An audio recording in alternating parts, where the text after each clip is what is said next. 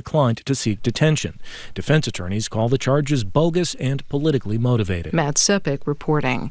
Hundreds of protesters marched yesterday outside a federal immigration detention facility in southern Texas. That's where a 5-year-old boy from Minnesota is being held. Democratic Congressman Joaquin Castro of Texas met with the boy and his family yesterday. Castro says the child appears lethargic. A photo shows the boy lying in his father's arms. Castro says the family is in the U.S. legally, waiting for their asylum claim to be processed.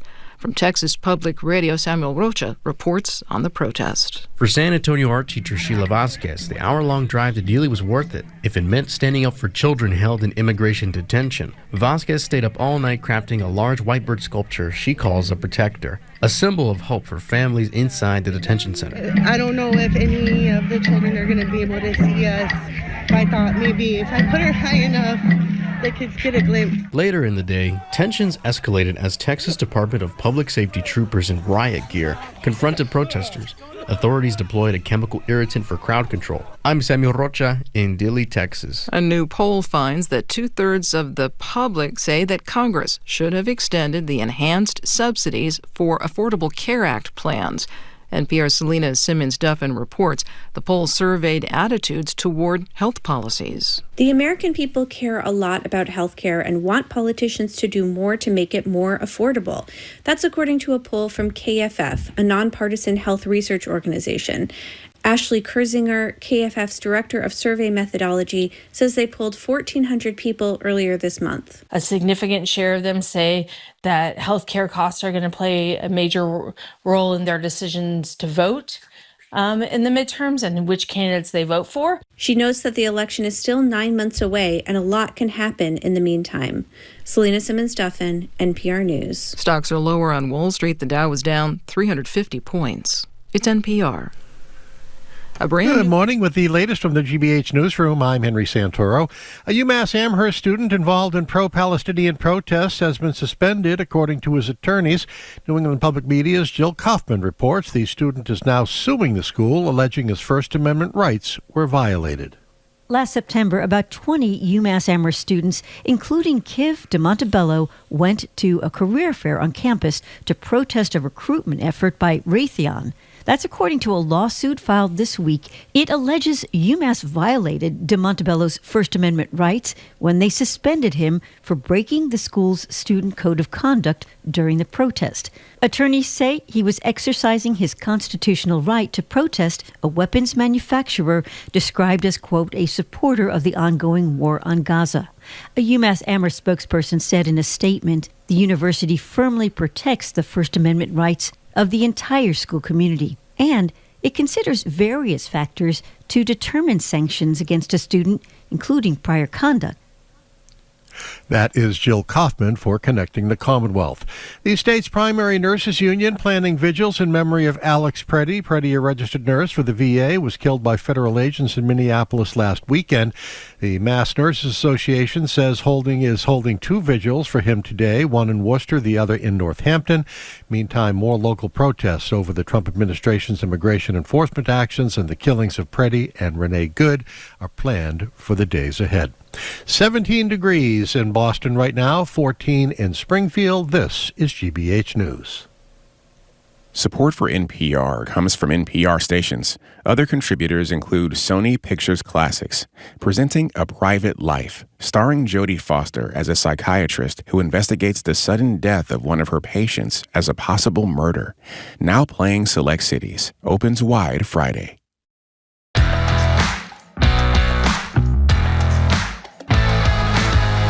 He's Jim Browdy. I am Marjorie Egan. You're listening to BPR on GBH and NEPM, streaming at youtube.com/GBH News. Congresswoman Ayanna Pressley is going to zoom in, speak with us today at 12:45. She's been out in Minnesota checking on what's going out there, also visiting with Congresswoman Ilhan Omar, who was attacked, you may recall, at a podium where she was meeting with constituents. We're going to be back at the Boston Public Library tomorrow, joined by Governor Maura Healey. She'll be there from 12 to 1, taking our questions and yours. And the mayor, Michelle Wu, will be there at the library February 10th from noon to 1. And starting on Monday, we're going to be 11 to 1 instead of 11 to 2. And we're grateful.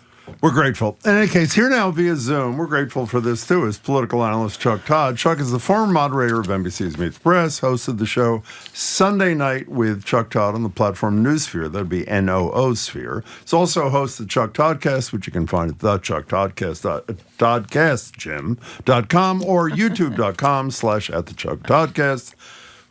Hi, Chuck. How are you? Hey, Chuck. I appreciate all those, all the large intro there, even though it wore you out. Well, we want to make sure you get covered. Absolutely, want to make sure you get covered.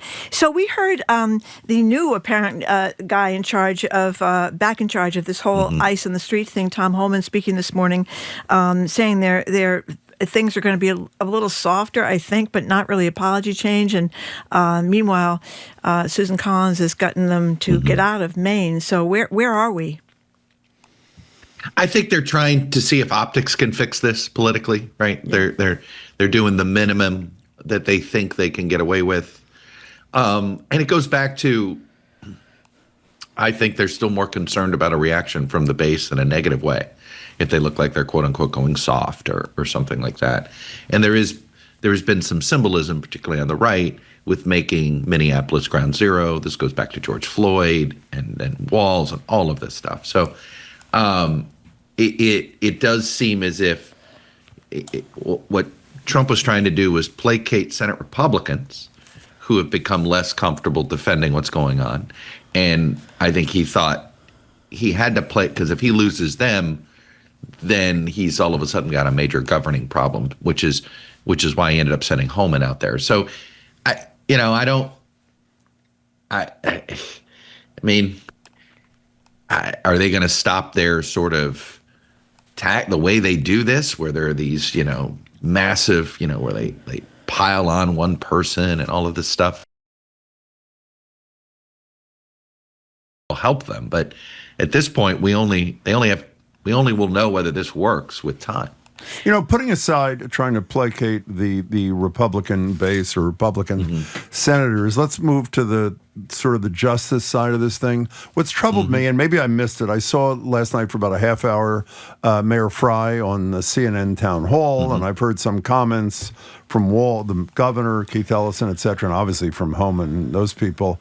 I've heard no one say on what I consider to be a pretty critical issue, allowing state and local authorities to participate in the investigation of the killing of two people in Minneapolis. How can a leader, by the way, the 99% of the blame is on the Trump people.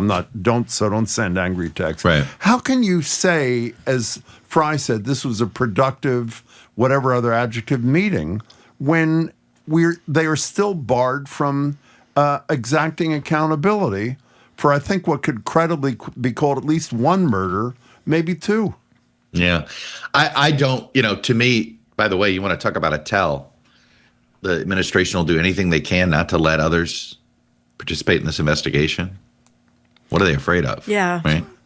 I mean, I'm sorry. I mean, that, to me, you would have thought that was the layup. Of course. No. You guys come in the investigation. Like, that's the rational way to have handled this, right? If you take politics out of it, you've got this disaster, nobody trusts you. What do you do to rebuild credibility? You immediately make this investigation as independent as you possibly can. Now, they put the officers on leave, which of course is standard practice in any police department around the country, but not allowing this investigation to be independent, to continue to allow it to be conducted internally or by the federal government, which has no credibility here, I think is a mistake. But, here's what we don't know. We don't know everything that Homan promised Fry. Of course. And it does sound as if, they were still in this window of, Homan was like, give me a week to fix, he was like, give me some time to try to fix this. And, it's possible that was just Fry just possible treating accepting Homan at good faith. Giving him some space. One of the things Homan said was about going into prisons, getting permission to go into prisons to get people there that were, but it wasn't clear if they were people, he said jail, actually. So they are they pre-trial? Have they already been convicted of things that they're alleged to have done? I don't know. I mean, look, this is where I think where I would advise my friends on the left and with Democrats there, which is, I wouldn't be standing in the way of the feds if you've got somebody in custody, right? If they've committed a crime in your community and you've picked them up and you find out they may be in violation of federal law, I'm trying to understand the rationale for lack of cooperation on that. Well, I guess what I mean is if you're pretrial in a jail, you may not be able to afford bail, and you may not have done anything. You may. Well, that's fair. I mean, we've seen this all the time in Boston. People picked up for things that they haven't done. But you said on your podcast that not firing Kristi Noem is a gift to the Democrats. Mm-hmm. I mean, look, let's see how the weekend plays out. And I also, it's interesting here. There's a new poll out in Fox. They have a new poll out that shows this thing has been a political disaster. If the Fox producers choose to, message to their audience of one that, hey, they like what you've done on border security. They don't like what's happening with ICE and immigration. Kristi Noem's the problem. They could, Fox producers have Kristi Noem's future in their hands. Because they can choose to amplify this poll numbers and pin it all on her and make it easy to his mind will be like, well, if I scapegoat her, then and I say scapegoat, look, she checks all the boxes of somebody Trump doesn't care about. And I don't know what political upside she offers him other than one, which is he is stuck to his guns on this idea that, and this is where, Trump does learn lessons, right?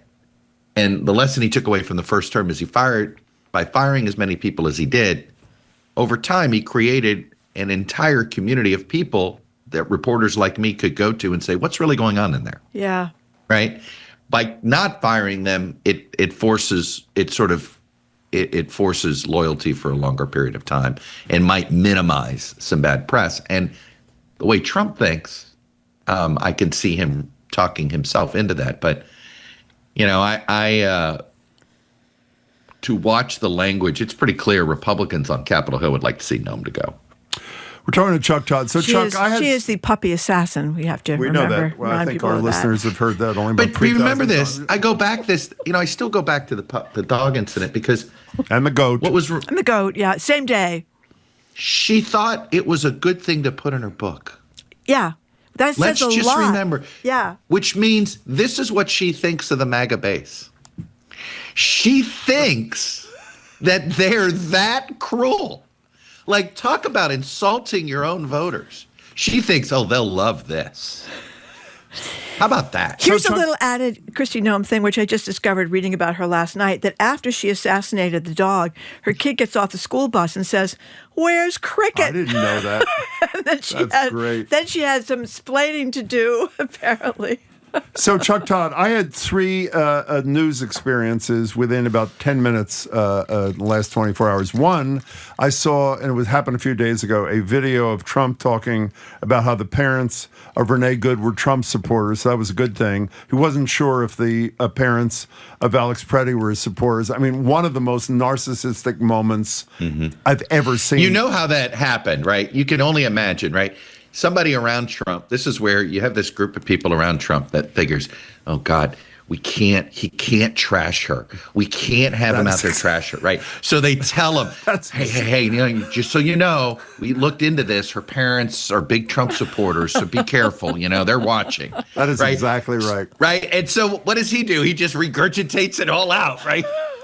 Okay, so the other two experiences where I see this YouGov poll where independents, 27% approve of Trump's job, 67% disapprove, 40% net. And then I read your thing about you think there may be a tipping point reached, which sort of the last two clearly, I would argue, fit together. What's the tipping point you're identifying? I think it's one of these things where this stuff becomes cumulative, right? And it's where it becomes a point of no return. The voters are out, and you don't know for sure until you get to the election, right? But I remember 2006 was one of those years. It wasn't one issue, right? It was this accumulation, right? And it begins with first Bush pursues Social Security privatization. That blows up in his face. He actually did try to do an immigration thing. That starts splitting off his base. Then there's that Terry Schiavo incident where the woman who was on the feeding tube, and then the federal government goes in there. Then you had Katrina. Then, of course, the Iraq War. The point was, and then on top of all of that, this economy was just starting to crack, right, when the Great Recession just sort of, collapses.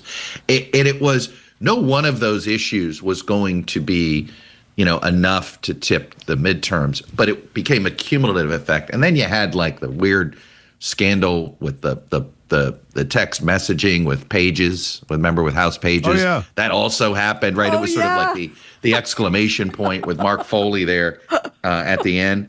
And the point is, this is a lot of baggage you're starting to carry. And Trump's just accumulating all of this stuff, right? So, okay, I know what, every Republican I talk to says, oh, just wait till tax refund season. Just wait. People are going to be just blown away about all. And I'm sorry, I think, they're going to be really pissed off when these tax refunds have to go to the electric bill, healthcare costs, and groceries. And it's not going to be there, and then actually will only accelerate the disappointment on the economy. So I think you throw all that in there. I just think you can, I think we're pivoting from Trump derangement syndrome to Trump exhaustion syndrome. And you just sort of get there. And with a second term, and he has all the hallmarks of lame duckism. You throw all this, you can feel it. And now more Republicans are willing to criticize him publicly, right? Yeah. Every week, it feels like there's, more are willing to do it because they're starting to realize, oh, he's not on the ballot again. Right? And they more and more of them are getting comfortable realizing it. By the way, we are just hearing our listeners in Western Mass, the NAPM listeners, are having trouble. They hear me and Marjorie. They do not hear Chuck. All I can tell you is he's really good today. You would have really loved it. Why do you hate? Why do you hate Western Mass? Just go on the app until true. we get Jim it does. He doesn't like it. By the way, one of the other things in terms of piling up, every single time we hear in advance he's going to give a speech on affordability, I naively, like a fool, say he finally gets it. And then he goes to Iowa Week and says it's a con job by the Democrats yet again. Okay, Chuck Todd. Infrastructure Week. Remember last time in the first term? Every week. And it's like they do it like clockwork. Oh, we're focused on affordability. You couldn't have picked a worse state, by the way, on affordability. Marjorie said that this Iowa, morning. because tariffs just have pounded the farm economy there. They're 50th in GDP in the country. And that's in a one-year collapse. They usually are in the middle 20s. And it's all soybeans. Nobody's buying their soybeans. So why did before you do this, let me just say, I mentioned the app. You can also go to YouTube or gbhnews.org for the 89.7 stream. I'm sorry. So why did he pick Iowa then? Well, because Iowa's got 3 competitive House races, an open Senate seat, an open governor. I mean, I would argue, there is something about it. It is, I do think Iowa is Iowa's my blue wave state, meaning if it's probably going to take a wave, but it's a Democrats have all the candidates they need, right? They're in place there. But if it is, I think Iowa is the difference between Republicans getting clobbered or not. Okay. So is there a shutdown tomorrow night, a partial shutdown? Well, it What's looks like that they're trying not to. I mean, it's just interesting to watch the White House really negotiate. I mean, White House and Schumer are negotiating. Like, I really thought I was checking to make sure the place below me didn't freeze over. I think that shows you how nervous they are about the politics of this. We should make clear all the demands of Schumer and the Democrats are around ICE behaviors, federal law enforcement behaviors. But go ahead. I mean, look, they haven't gotten them to agree to anything other than punting, meaning separating it out, which is in itself, an accomplishment. Look, we know what the Trump folks are doing. They're just trying to buy time.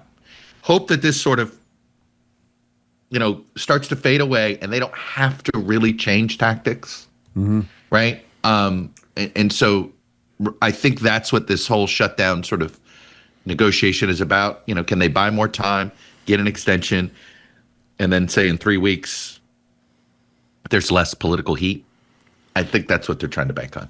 So you mentioned Iowa and what it could mean for 2026. You know, we had a story yesterday about the feds going into Georgia and taking out the voting rolls, and the question was, okay, we know that the president, that's where the president wanted to go find me the 11,000 votes.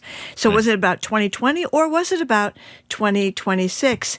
And this fueled the flames of people like me who think that the elections are under big-time threat from Trump in 2026. Well, before you answer, Zad and Bondi, a week ago, the Attorney General says, give me voter information in Minnesota and we'll pull all the federal troops or whatever they call them out of Minnesota. Well, I will tell you this. I addressed this question. I had a listener ask me this sort of question, similar with your concerns, Marjorie, about this issue of how confident are we that these and that they're not going to try to deny him or anything. And I'm not confident that everything's going to be in the up and up if everything's close. I think if these are blowouts, right? If Democrats have picked up 35 House seats, 6 Senate seats, right? It goes nowhere. But if we're looking at a less than 5 vote margin in the House, a couple of super tight Senate races that we're not sure of the result, right? I think this is one of those where I don't think it's something to fear if they're blowouts, but if they're not, I would start to be concerned. What the heck? I have to tell you that the thing that I am trying to wrap my arms around is why Tulsi Gabbard was down. I was just going to ask you that. Yesterday we were talking in the air about and we've how got this little weird. It's like. Say what her job is and explain what her job is, which makes it even weirder, not to mention the fact she's disappeared for a month. She's the director of national intelligence, which in some ways, others say she has a second job, just with another foreign government. And maybe she was moonlighting. I don't know. So why was she there? It is strange. Why was she there? This is a mix of, our spy agencies are not supposed to have anything to do with domestic situations. I don't know. Okay, so I want to know: is Tucker Carlson going to be the next Republican nominee? I know you didn't hear the guy that wrote the book about him. He's getting a lot of press. Well, it is interesting. He's really tight with J.D. Vance, right? And I do think that if J.D. Vance, Peter Thiel, Tucker Carlson, I do think they actually have an ideology, right? There is something here that they believe in, You mean as opposed to Trump? Is that? As somebody as I'm told all the time, Trump's the least MAGA of everybody. Right? I know. I'm not disagreeing. Okay. But particularly with their perverted views on gender roles, right? And they really are in the 1850s, not 1950s, I think, when it comes to gender roles.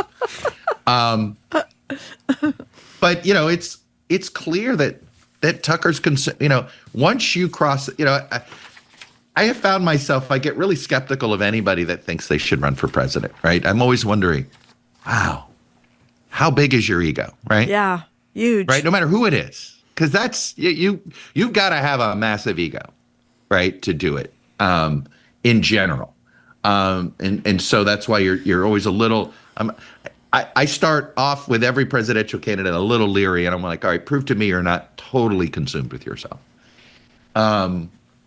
But, Tucker's whole journey has always been about Tucker, right? I don't think it's been anything else. And it does feel like he has developed most of his political views by just reacting to he's a reactionary. So, but it is interesting to see how he has kept a following. Big time. But he does feel like he chases the following. The following doesn't chase him, if that makes sense. Oh, okay. Now, before you go, I can't believe Marjorie hasn't commented on this. What? We only have 30 seconds left. Do you not find the lighting that Chuck is using today very romantic? Very romantic. It's very romantic, huh? Very soothing. Well, I didn't want the messy hotel bed to make in the very sexy lovely. look, I should say. We like it. You're traveling. This was a rough. I'm in wonderful. I'm in South Florida doing some couple of talks at Florida Atlantic University. Oh, good. Well, Palm Beach County. Wasn't that where Michael Dukakis occasionally would spend some time? One of our favorite governors ever. And both. They've really, look, Florida's grown, and our state universities have gone from commuter schools to big-time campuses. This is one of them. It's good. It's 2 degrees up here in Boston. Wait a second. Hannah, our coworker, says the mascot is the burrowing owl. The burrowing owl. Oh, my God. Jesus. Go burrowing owls. Owls are kind of menacing. I'll give them that. Okay, fine. It's a hey, good Chuck, looking enjoy southern Florida. Thank you, Chuck. We'll see you soon. Bye, guys. Take care. I think it started out at 2. I think we're up to about 14 or What are you talking 15 about? now. The temperature was 2 early this morning. I think we're to the mid-teens by now. Anyway, we've been speaking with political analyst Chuck Todd, forum moderator of Meet the Press, hosts the show Sunday night with Chuck Todd on the platform Newsphere. Coming up after this quick break, we're going to open the lines to talk about election interference. That's next.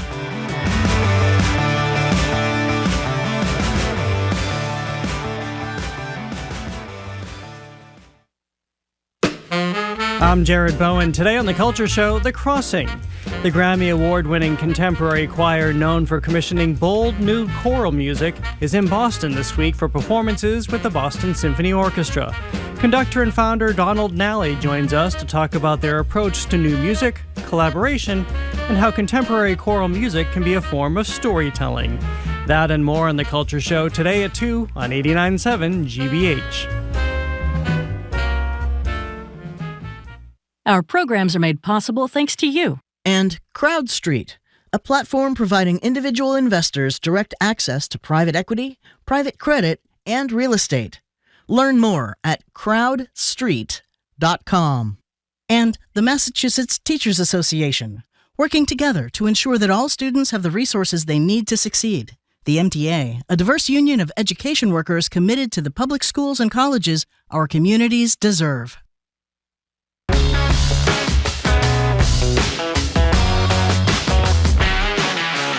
Welcome back to BPR and GBH and NEPM. Marjorie Egan and Jim Brody. It's the lie that keeps on giving, or taking, depending on who you ask.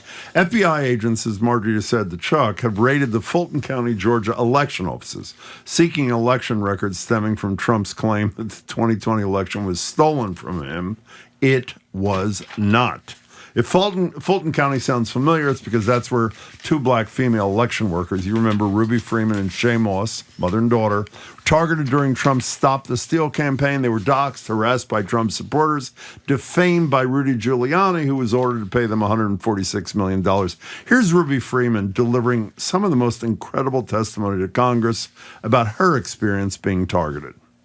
There is nowhere I feel safe. Do you know how it feels to have the President of the United States to target you? The President of the United States is supposed to represent every American, not to target one. About the legal implications of this FBI raid down there in Georgia. And, by the way, the Attorney General, as I mentioned a minute ago, Bondi, saying to Minnesota, give us your voting records. All the troops will leave Minnesota with Andrea Cabral at noon. But right now, the lines are open for you to react. Do you think we'll have a free and fair midterm election in this November if Trump can't quite seem to let his 2020 lie go, an election he says he won? How far do you think he'll go to make sure he and his party wins again, despite what some people are suggesting could be a landslide? And you heard John King, who's pretty cautious, tell us on Tuesday, if the election were today, be a big sweep for the Democrats. Give us a call or text. Are you worried about the fairness and freeness, I know that's not a word, of the elections in November? 877-301-8970. Can I get one thing out of my system? Sure. I want to play sound that every one of you have heard maybe 500 times. Here's Trump on a phone call to Brad Raffensperger, who was Georgia's top election official in 2020. I just want to find 11,780 votes, which is one more than we have. So tell me, Brad, what are we going to do? We won the election, and it's not fair to take it away from us like this. I have to say, proving that I am wrong almost incessantly about politics, the day I heard that for the first time, I said, that man's going to jail.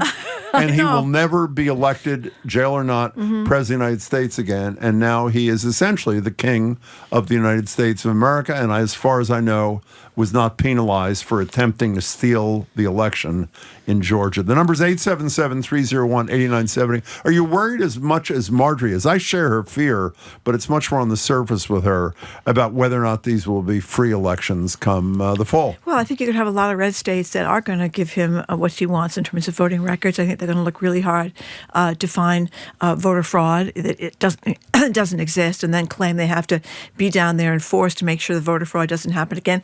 I mean, I can just see these things happening. We got to see what's going to happen with ICE. You know, if nothing changes with this huge blowback from not just in Minnesota but all across the country, I think it's a very bad sign for what's going forward. You know, I was saying before that I love this column by Yvonne Abraham in the Globe today that was talking about our democracy breaking down. There was a little checklist, and election integrity is right up there at the front. We are worried about election integrity. We're worried, and by the way, all these claims of election fraud over the years has been a big thing on these conspiracy theories on the right.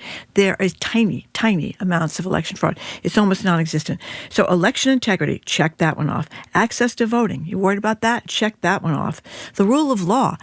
ICE is lawless. I mean, you hear Republicans say, oh, well, you know, these sanctuary cities, they're breaking the laws. Well, how many court orders have they ignored in Minnesota? Nearly 100, 96. Not to mention due process rights in violation of the Constitution. Check that one off. A free and independent media. Check that one off. Deploying military to cities. Check that one off. I mean, we're way down the list here. So I'm very worried that this authoritarian, and I think we are an authoritarian government right now, is going to find a way to make it very difficult and intimidate people from coming to the polls. Remember, he requested voter rolls from 41 states. Almost all the Democratic secretaries of state, including our own, Bill Galvin, said no. He has dramatically scaled back this office called the Cyber and Infrastructure Security Agency that helps safeguard election systems. They're challenging mail-in voting at the Supreme Court. Do you remember when General Flynn wanted Trump to use the military to seize the Dominion voting machines? And he went to everybody. He went to his counsel. He went to his attorney general. They said he can't do that. So he ultimately didn't. You have been so right on this thing. Well, I don't know. I hope I'm wrong. Well, I mean, isn't it obvious? What about the mail-in votes? I just said the Supreme Court of the United States is going to decide if it's even permissible after such and such a date. And the Supreme Court has been pretty much in Trump's tank. So I've noticed that. We'll see. Let's take some calls. Logan in Dorchester, you're first. Hi. Oh, hi. Hi. I just was calling in. I am actually a little worried, put it lightly, about 2026. Yeah, me too. You and me, Logan. Seeing everything that happened in Minnesota, I mean, I feel like it's a very clear pretext to try to invoke the Insurrection Act or martial law. He's going to keep goading people into that, and it's, I don't know, it's sad. It's sad to see. Well, that's three of us, Logan. Let's hope there are more. Logan, thank you for your call. Appreciate it. 877-301-8970. By the way, Fulton County officials are having a press conference as we speak, say they plan to pursue legal action to challenge the FBI. They didn't give the details and are concerned, as they should be, about voter privacy in the wake of the raid. I think you asked the perfect question. What was the question? Is the FBI raid about 2020 and undoing what he says was a rigging Trump, or is it a prelude to 2024? Or it's kill two birds with one exactly. stone. He can find all this non-existent voter fraud and claim these things because, as I think we've learned at this point, the lying is nonstop. He'll lie and say they found something there, and so he won the election.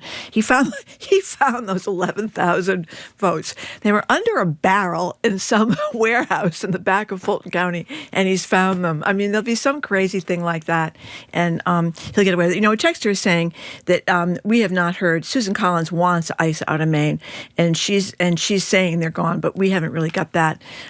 We haven't seen the trucks roll up and out of town yet in Maine. I don't think, have we? I don't think so. We have not. But I mean, why do you think they withdrew? Because they want something. They need Susan Collins' vote. Yep. Susan Collins and Lisa Murkowski are generally Republicans who occasionally have the courage to do the right thing. Well, that's right. More often than not, she caves.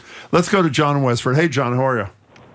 Good. How are you? Good. Thanks. What's up? I sent you an email and text. Oh, sorry. We'll look for it. I don't know if you ever saw it. Well, I Okay, promise yeah. I'll see it by the end of the show. Thank you. Okay, terrific. I'm one of those crazy election deniers. I think the 2020 election was cooked.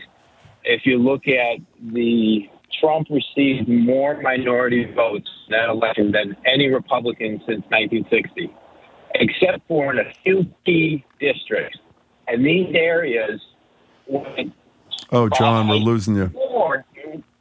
John, I don't want to get rid of you because we want to talk to you about this. Stay on hold. We're going to take another call, and hopefully you'll have a better connection. We'll come back in a second. And John, since you can hear me, even though I can't hear you, one of the things I'm going to ask you when you come back so you can think about it, there were 60-some court verdicts. We'll talk about when we get back. Okay, we're going to talk about it when we come back. We're going to keep talking about this in general. You can call us at 877-301-8970. You're listening to BPR on GBH and NEPM.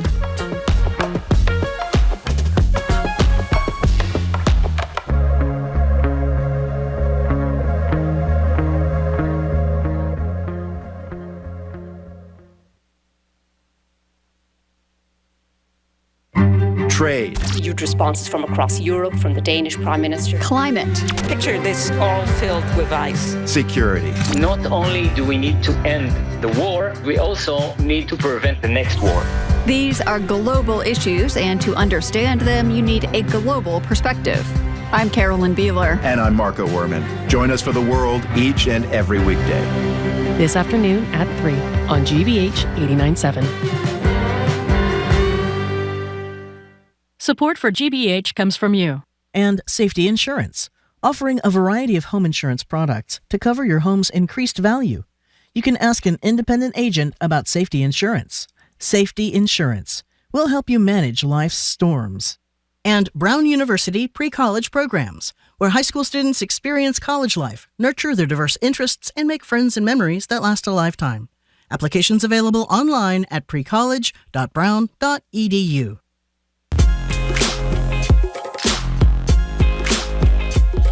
Welcome back to BPR and GBH and NEPM. Marjorie Egan, Jim Browdy, streaming at youtube.com/GBH News. Congresswoman Pressley is in Minnesota for the last couple of days, spending time with Congresswoman Ilhan Omar and doing other things. She'll join us at 12:45 from Minnesota.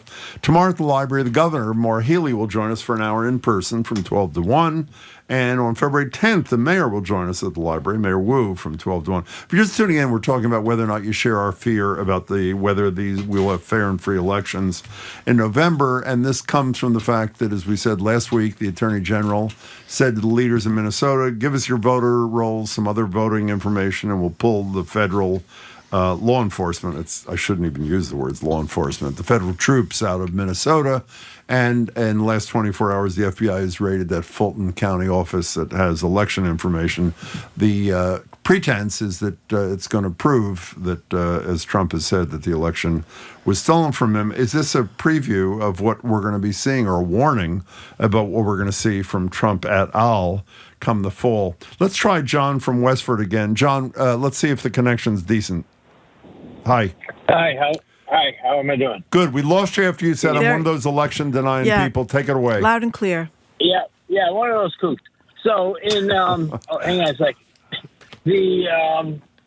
Trump received more minority votes in that election than any other Republican since 1960, except for in key districts. And in these key districts, which Biden only took by 54,000, Biden received more votes than Obama.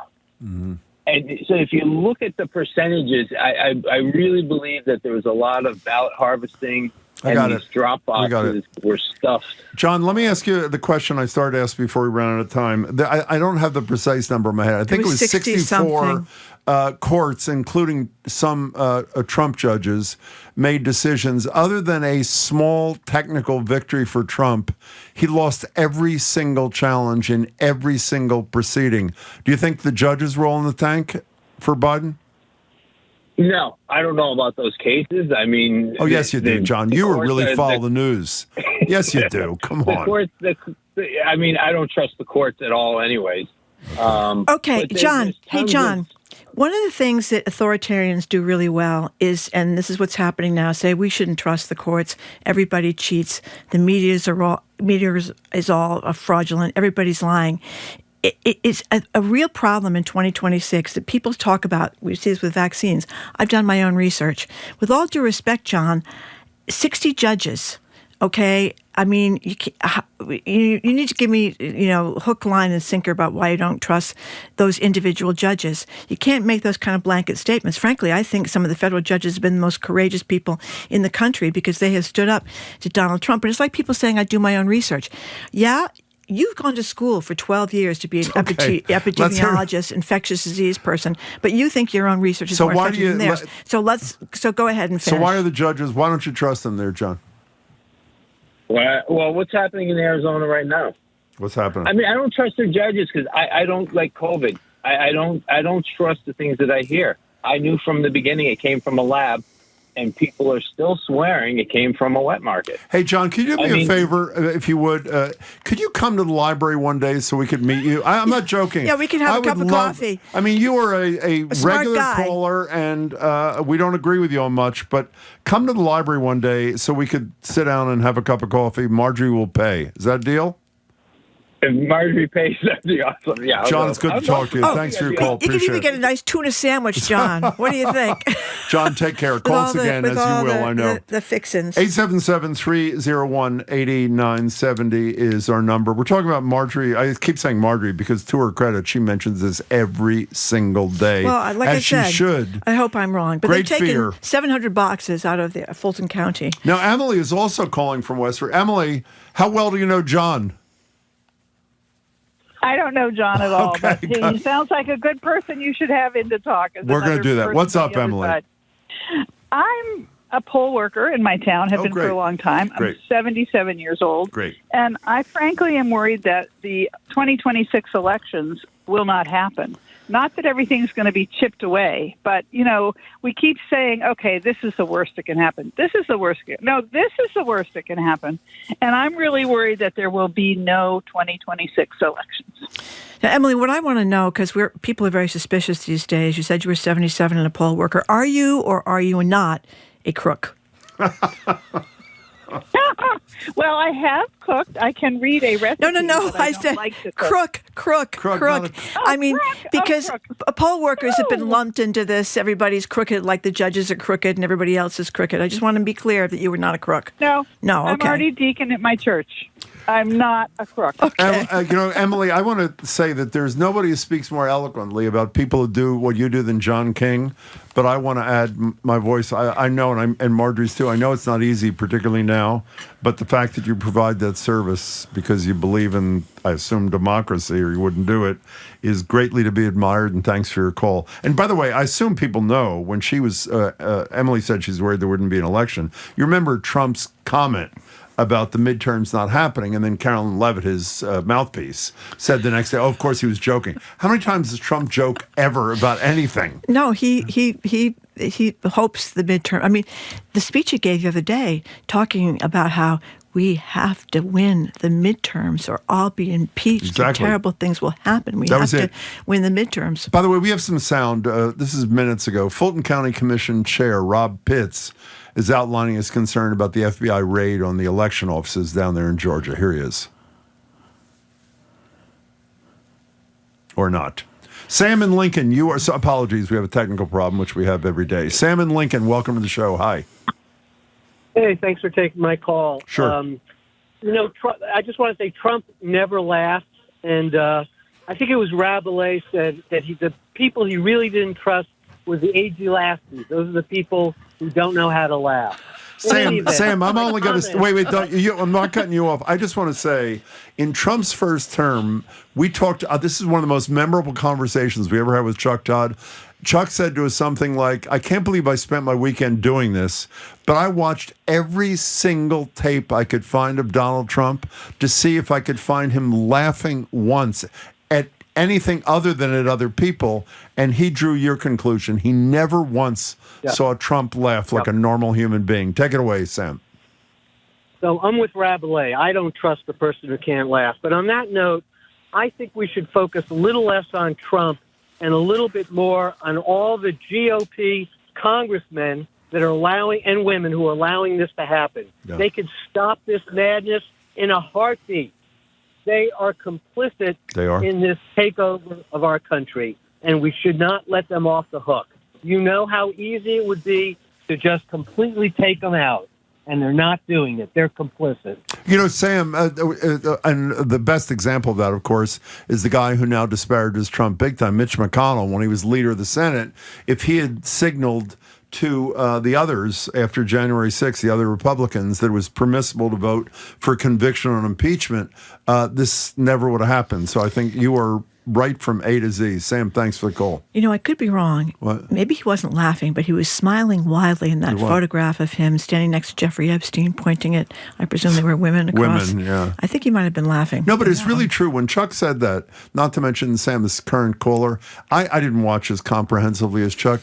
You never see him laughing at something like you do or I do or a listener does. It's just not part of his makeup. Okay, here's two texts. One is from Holly from Londonderry, New Hampshire. I do not believe we will ever have a free and fair election again. At one point at Trump's rallies when he was running this time for president, he said, vote now and you'll never have to vote again. He did. He knows he's going to lose the House and possibly the Senate now. He will stop the election from happening. And then a second texter says, I believe he's going to invoke the Insurrection Act, as someone has mentioned, but he will do it in October. It will be the October surprise. If he does it then, they will not have time for a court challenge. It will go to the Supreme Court, and Trump won't risk their voting against him. Well, add another thing that you've said repeatedly on the show. Just send ICE or CBP officials to stand by some key election precincts. Because they're allegedly concerned that the worst of the worst are going to be lining up to vote that day. Right. And obviously that's going to have a huge impact on turnout. We talk to parents all the time. You read about them too. Don't send the kid to school. Don't go to work themselves. Or if they do, they're nervous about doing it. They'll have to detain every person with a Spanish accent in line waiting to vote on the suspicion that they're here illegally. Yeah, you're laughing. You don't think they do that? Well, I exactly that kind of thing I'm worried about. By the time they get out of detention, the election will have been over. Nick in Hartford, you're next. Hi, Nick. Hey there. Hi there. So, I really am concerned about this upcoming election for all the reasons you've laid out. But I think the thing that concerns me most is that because of self-serving echo chambers on social media and the disconnect between folks, I don't think there's going to be an election that people will just simply view as free and fair. Never mind my problems with the Electoral College as an undemocratic system. I'm with you. When you had something like the 2020 election, people are bending over backwards despite various inspections on these elections. Like you said, almost every single one of them has proven that they were fair and free. But if you look at the outcome of that election, and the inefficacy of the Democrats is the only thing that I think could describe this, but what a masterstroke of conspiracy, right? They get such a narrow lead in the Senate, a narrow lead in the House, only to then be stymied constantly and not get everything passed that they wanted to. And that's like the big conspiracy, is that the Democrats couldn't pull off an even better victory after 4 years of a guy that everyone increasingly disliked. And then coming off of COVID, especially in the response to that, is it really a surprise that Trump lost that? And he got a fair amount of votes. It's not like it was a blowout. So, and then the fact that 2024, I watch all of my family in New York, which frankly has become something closer to a swing state in some ways. If you look at how many counties up north are voting, every single one of them woke up on election day texting the family thread saying, oh, isn't it strange that, you could see like our dead grandmother's name is still listed at the polling place, never mind the fact that no one's showing up to do that. Like, they have nothing but conspiracies. They don't believe it until he won. Until Trump won, then they all shut up about it. There's the burden of proof that you have to have for a conspiracy theorist. You can never meet it. These people want to believe this. They've chosen to believe it. They find self-serving evidence for it, and they won't believe it just because all they see are people that support Trump in their inner circle, and they can't fathom that anyone else could maybe dislike the most dislikable dude. Nick, I have to say, another one of your near-perfect phone calls. Thank you for sharing that with us. We really appreciate it. You know, talking about the most dislikable dude, Abdallah Fayyad, we had him on. He's great. He writes for the Boston Globe. He had a piece this morning editorial page. He was there. He left. He came back. Fighting chaos with nonviolent chaos.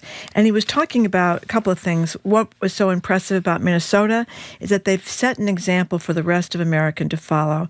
Listen to this quote. This is from the Atlantic. The secret fear of the morally depraved is that virtue is actually common and that they're the ones who are alone.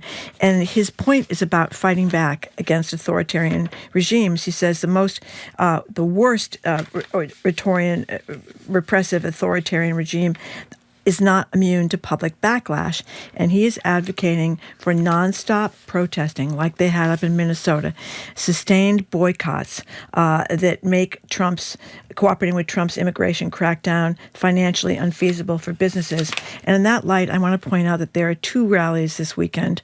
One Friday afternoon in Two, you mean in Boston? There are tons of, you mean here? Yeah, in Boston. Two rallies this afternoon in Boston. Not this afternoon, I'm sorry. Friday afternoon, 3:30 in Copley Square is one. And then there's another rally Saturday, an Ice Out of Everywhere rally from 11:30 to 1 in Boston Common. So those are two of the many rallies that's going on around the country. And his point is, this matters. Let's go to Joan in the car. Joan, welcome. Hi. Hi, thank you for taking my call. Of course. The question I have is, Trump never impresses me as particularly intelligent or well-read or anything like that. Who's the team behind him? I mean, who is the mastermind behind the puppet here? Is it Steve Miller? Is it a team of people? That's my question. I'm just asking. Well, first of all, we don't know everybody. That 2025 guy, that Vogue, whatever his name is. Yeah, who's the budget director. Yeah, they planned a lot of this well in advance. This that's Project 2025. I think they are. Stephen Miller clearly is the architect of all the immigration stuff, who has been pretty horrible about people who don't have white skin since he was a little boy in, Santa Monica High School. Susie Wiles, who is his chief of staff, who was at Vanity Fair, where she dropped a dime on virtually everybody, but she is reportedly really smart, really competent, and one has to believe I don't know if she's quite a puppet master, I think but she's clearly a major asset to Trump. Trump's skill to me is a con man. Like all the great con men down through history, they've managed to mesmerize people and convince people and attract people. They have a certain magnetism to convince people to see what they don't see and hear what they don't hear. Yeah, but I think that's his big skill. I agree, but Joan's talking about the content behind the rhetoric, and it's true. I mean, Chuck Todd said this a few minutes ago. He's the least MAGA person in all of MAGA.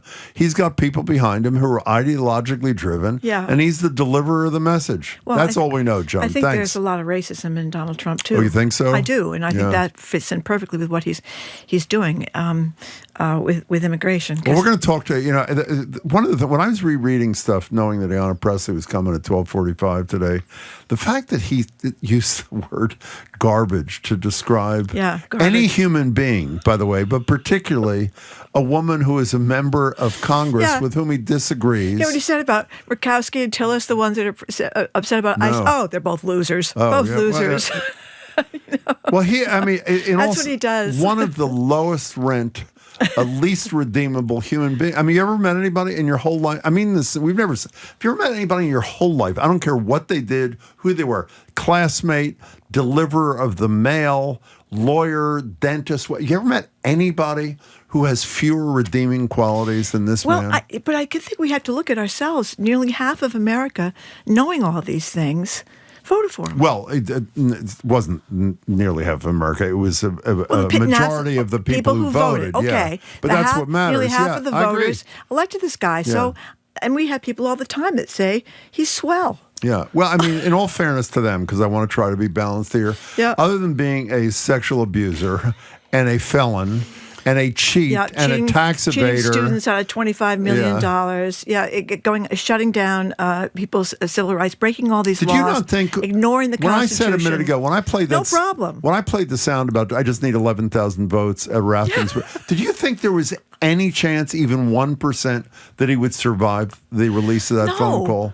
No. Yeah, it shows that we know. But Which I think also that's- shows that his snake oil skills that you were talking about a couple of minutes ago. And I think that's what's really sad about the United States of America, that we have been for a long time, not that we haven't done a lot of things wrong, and heaven knows Obviously we have. but we have been kind of a beacon on the hill, that basically we were trying to do the right thing.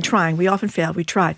Now we're a country that is feared by our allies and thought And by not its people. trusted. Not trusted, and they don't want to do deals with us. I mean, Canada, a big deal just with India and China. Yeah. Marion Waltham, hi. Hi, Jim and Marjorie. Hey. I'm called only because I know you dislike Trump. Yes, we do. Yes, and that's perfectly all right. And I'm a person who everybody can have their own opinion. Some Good. like, some dislike, and that's perfectly all right. But I'm a senior citizen living in Massachusetts, 80 years old, and I have an electric bill and a gas bill of thousands of dollars. Why aren't we talking about this? We have a governor, a lieutenant governor, a mayor who doesn't seem to worry about, and a legislature who doesn't care about us.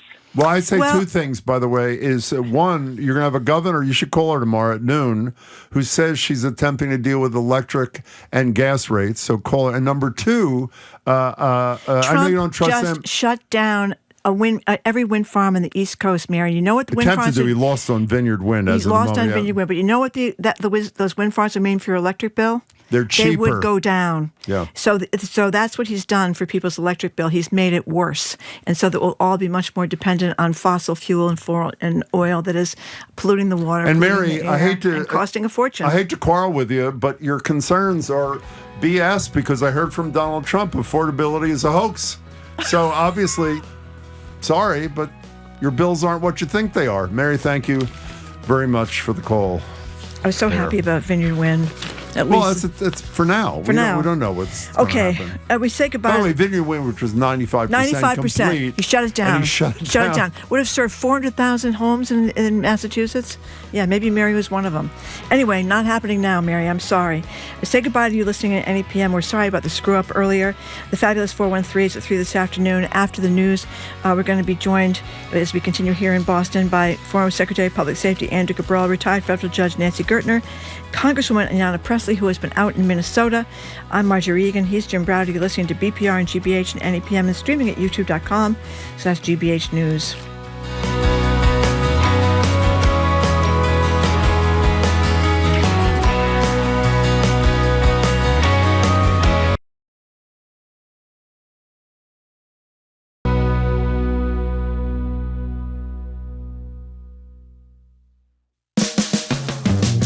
You're listening to Boston Public Radio with Jim Browder and Marjorie Egan. Just ahead, more smart conversation about what's going on in our community.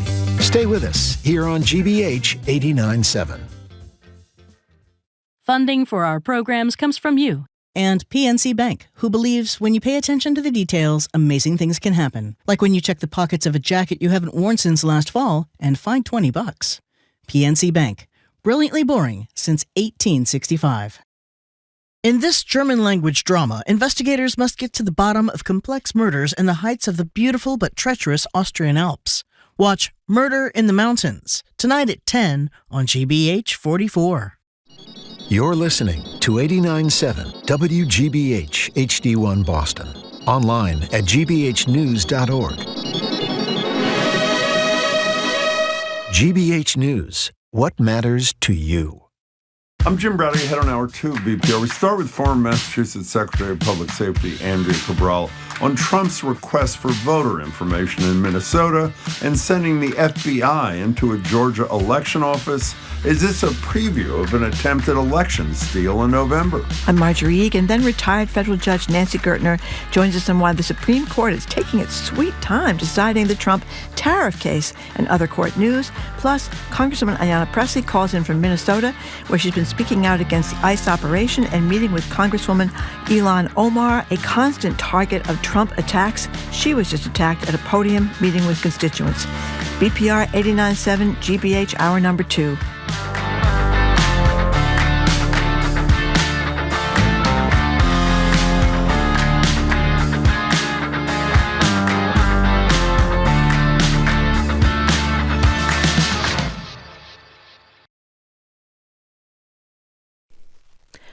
Live from NPR News, I'm Lakshmi Singh. President Trump is holding his first cabinet meeting of the year. He says he's working with Democrats on avoiding a partial government shutdown. Funding for federal agencies is due to expire at the end of tomorrow. Senate Democrats have threatened to block legislation to fund the Department of Homeland Security, among others, in the wake of the sweeping immigration enforcement campaign in Minnesota, where the deaths of 2 U.S. citizens, most recently VA nurse Alex Preddy, has sparked outcry from Democrats and Republicans. The Justice Department alleges 16 protesters in Minnesota have assaulted or impeded federal immigration officers. From Minnesota Public Radio, Matt Sepik has details. U.S. Attorney General Pam Bondi posted the names and photos of the protesters to social media before the cases were unsealed, drawing a sharp rebuke from a federal judge. The 16 are charged by complaint with obstructing or impeding federal officers, but defense attorney Kevin Rich says a grand jury must still approve the charges. It's not that difficult to make a case past the grand jury, but the DOJ has a history of bringing bogus prosecutions, as we have seen in recent months, and the grand jury is a good bulwark. One defendant, a Somali-American U.S. citizen, alleges agents injured her and called her a racial slur while arresting her and questioning her citizenship. For NPR News, I'm Matt Sepik in Minneapolis.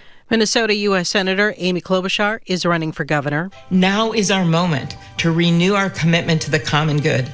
I'm asking Democrats, independents, and Republicans to join our campaign. It is a homegrown one born in a moment like no other. Klobuchar declared her campaign in a video message today after Governor Tim Walz ended his re-election bid, facing GOP criticism of widespread government services fraud on his watch. The Democrats are both outspoken critics of President Trump and the immigration enforcement surge in the state. The average U.S. life expectancy has hit an all-time high, according to new data released today by the federal government. But as NPR's Rob Stein explains, the U.S. still has a ways to go toward improving longevity. U.S. life expectancy increased to age 79 in 2024, according to the Center for Health Statistics. That's the highest life expectancy since the government started tracking this key measure of the nation's health and well-being in 1900. The increase in life expectancy was caused primarily by a drop in deaths from drug overdoses and from COVID-19, which fell out of the top 10 causes of death for the first time since the pandemic. But U.S. life expectancy still lags far behind other wealthy nations, such as Australia and Japan. Rob Stein, NPR News.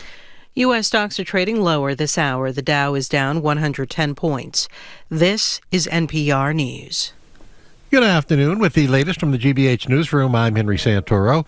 GBH Business News. After more than 40 years of operation, the original Cape Cod potato chips facility in Hyannis is shutting down. The Boston Business Journal reports parent company Campbell's offering affected workers separation benefits and job placement support as production shifts to other states. Nearly 50 jobs are being cut from that Hyannis location. And for the first time in the town of Brookline's history, kosher meals are now available in its public schools. It was first reported in the Cypress Brookline High School's newspaper and then later picked up by Brookline.News. The kosher meals were first served on November 25th, making good on an initiative that had been in the works for years. Kosher meals available in all public schools of Brookline cafeterias to any student, kosher or not. Before the implementation of kosher meals, many kosher students would rely on the vegan option or maybe the salad bar or simply bringing their own lunch. And get ready, we are tracking that storm forecasted for Sunday, but National Weather Service says there is an increasing risk for a substantial winter storm to hit the Cape, the islands, and the coast, as well as Boston. Forecast now, the Weather Service says there is a 60% chance that we'll get another half foot of snow or more on Sunday. Also, the potential for coastal flooding. Sunday also happens to be a full moon, so we'll have some higher tides at the height of the storm. It is 20 degrees in Boston right now, 17 in Springfield. This is GBH News. Support for NPR comes from NPR stations. Other contributors include the estate of Joan B. Kroc, whose bequest serves as an enduring investment in the future of public radio and seeks to help NPR be the model for high-quality journalism in the 21st century. This is NPR.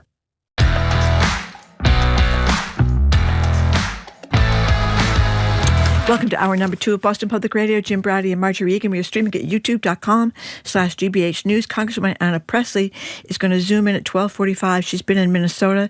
She's also met with Congressman Ilhan Omar. You might know she was attacked at a constituent meeting the other night. We are going to be back. And is verbally attacked by the President of the United States nonstop every time he has not, in the most racist of fashion. He calls her garbage. Yeah, he does. That's nice. We're going to be live from the Boston Public Library tomorrow. The governor's going to be with us from noon to 1, and the mayor is going to be with us February 10th from noon to 1, also taking our questions and yours. And starting on Monday, we are going to run for 2 hours, 11 to 1. Edgar B. Hurk III is a new show that's going to debut Monday right after us. Hello, and Jim. And Jared will continue. Jared will be after his Edgar. Wonderful show, The Culture Show, at 2 o'clock right here on 89.7. Yeah. Joined on Zoom by former Massachusetts Public Safety Secretary, former Suffolk County Sheriff, and BPR contributor, Andrea Cabral. Hello there, Andrea. Hi, how are you? Oh, fabulous. Thank you. How are you? Yeah. Never better. Yeah, we're all really worked up today. I'm sure you're worked up too. But anyway, we're talking a lot about rigged elections, so I wanted to play some sound from you. Here's President Trump at Davos claiming once again that the 2020 election was rigged and that people will be prosecuted because of that. It's a war that should have never started, and it wouldn't have started if the 2020 U.S. presidential election weren't rigged. It was a rigged election. Everybody now knows that. They found out. People will soon be prosecuted for what they did. It's probably breaking news, but it should be. It was a rigged election. Can't have rigged elections. You need strong borders, strong elections, and ideally a good press. I always say it. And the reason we mention this, we've been talking a lot about what that meant. Was that Fulton County going in there with the FBI and taking all those voting boxes, et cetera? Was that about 2020 or about 2026? What do you think? It's about 2026. I mean, part of it is his inability as, a malignant narcissist and probably the most prolific liar in political history, or maybe history generally, to not let go of this notion that people simply did not want him to be president in the last election, in the election where Biden ran, and he just once he cleaves to a lie that serves his narrative of who he is, he never lets go of that. So it's all of that. It's all of his, psychopathology, but it is very, very much, and people shouldn't miss this, about 2026 because they understand that they cannot win an election on ideas or policy or anything other than brute force. And he, in particular, cannot afford to not stay in power because he still would face jail. But he'd also face a loss of power. He'd probably invariably face a loss of a lot of other things. I've said this for years now, that he and the people who prop him up do not intend for this country to have another free and fair election. So this is about the midterms. This is about him laying the groundwork for federal interference with the midterms, which includes the taking of ballot boxes, which is what Fulton County is about, which includes making sure people don't have the ability to vote, which is what a lot of this immigration stuff is about, where you witness people who are citizens, who are eligible to vote. They want to have a chilling effect on anyone coming out to do anything in the way of exercising the rights that would allow them to kick him to the curb. And they understand that. They understand that they need to stay in power for much longer in order to cement the cruelty and the hatred and the racism that are their policy. And so yes, it's about 2026. Andrea, I want to know more about the law issues here. They made a request, the Trump administration, that 41, I guess, secretaries of state release sensitive voting information. And the pretense was that they were investigating violations of election laws, even though, as far as I know, nothing in the voter rolls would ever tell you if anybody's violating election laws. But nevertheless, people like, as we mentioned, Bill Galvin here, and I think every other Democratic Secretary of State said no. Few Republicans said yes. California went to court, and the court sustained the state's position. They didn't have to turn it over. Does the federal government, put Trump aside for a moment, does the federal government have I know you'd like to put Trump aside for a moment, but that's another day. Does the federal government have any right to voter rolls and sensitive voter information? And if they do, in what limited circumstances do they have that right? Well, the general answer to it is no, absolutely not. The law is very clear that the jurisdictions with the authority over elections and voting are the states. And the only federal involvement in that is if Congress passes a law. The executive branch has no authority whatsoever, certainly not through the agency of the Justice Department, to secure sensitive voter information. And so just so that people understand, what's on the voter rolls is personal information, social security numbers, all the stuff that the Doge was trying to get. Exactly. Before that went the way of the dodo, rightfully so. They've been looking for this information for a long time in order to establish what they're calling a national voter database. There is not supposed to be a national voter database. That's why the states have the authority to run their own elections. As is pointed out in the New York Times article about this, beyond all of the reasons why this personal information would obviously be used and abused by the Justice Department to suit the ends of the Trump administration, there is no way to establish a national voter base that is accurate. The reason why states have the authority, one of the reasons, is because voters move, they die. Voter information changes, and states are able to keep up with that. No national voter, whatever those Republican governors gave to the DOJ, a lot of that information is probably already outdated. But as we've seen, agencies like ICE don't care whether or not the information they have is accurate. They're still going into people's houses, arresting people who shouldn't be arrested. This is really quite catastrophic. And I think the DOJ knows that courts are not going to allow them to get this information. Pam Bondi's letter was it's been rightfully referred to as an extortion letter and a blackmail letter. That's exactly what it is. But the fact is that they got Republican secretaries of state and governors to comply without going to court. So they've gotten information they're not entitled to because they've got quizzling Republicans that are kowtowing. And that's a huge problem for those voters and their personal information. I just want to say quizzling is one of my favorite words. Yeah. I just wanted to commend you on that one there, Andrea. Andrea. I'm embarrassed to say I didn't realize this, but I can't be the only one. What? I didn't know the voter rolls had people's social security numbers. Yeah.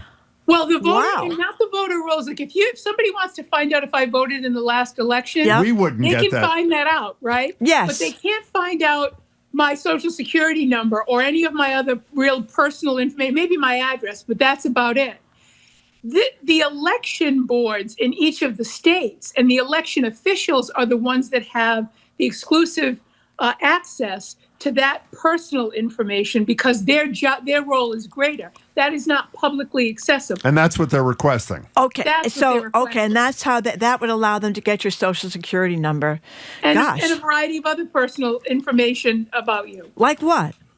Well, one of the things. Well, we have one nervous person on a microphone right now. Well, Go ahead. yeah, that's Sorry. To get at information that is going to enable them to cut people from the rolls, citizenship information. Okay. Actually, anything that they could, if they establish a national voter database, they're going to look to establish. He'll do it by executive order, even though this is also illegal, saying that people who haven't voted in the last election can't vote ever.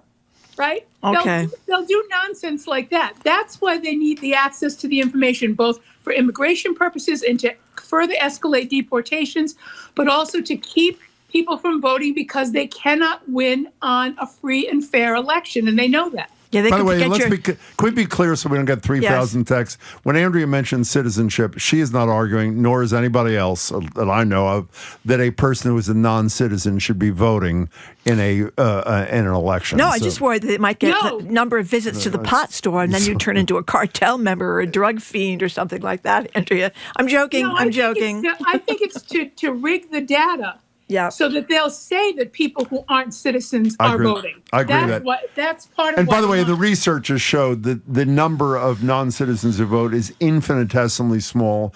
And I've never seen a survey that suggests that infinitesimally small percentage turned an election that would have gone another way. I want to ask you something else. We're going to have Brett Smiley, the mayor of Providence, with us in the 1 o'clock hour, and not only following up on the horror at Brown, obviously with the 2 murders in December, but also he's trying to create ice-free zones. And there are a lot of legislatures, mayors who are trying to do whatever they can on the state and local level to combat ice. For example, California, I think, was the first state that passed a law banning masks being worn by law enforcement officers at any level.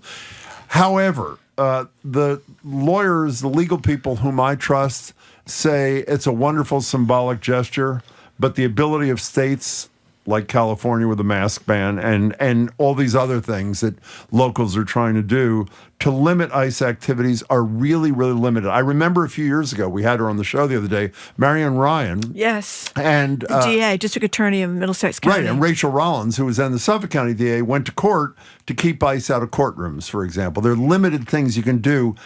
I'm right about that, unfortunately. There are very few things that local and state governments can do to inhibit ICE being ICE. Is that true? The way it stands right now, I would agree with you. And that's why I think I was making this point last week or the week before. This is a process and an approach. And so what you certainly see states and local municipalities passing laws and ordinances to limit these activities because they're so dangerous. Literally, people are being murdered in broad daylight. That's absolutely true.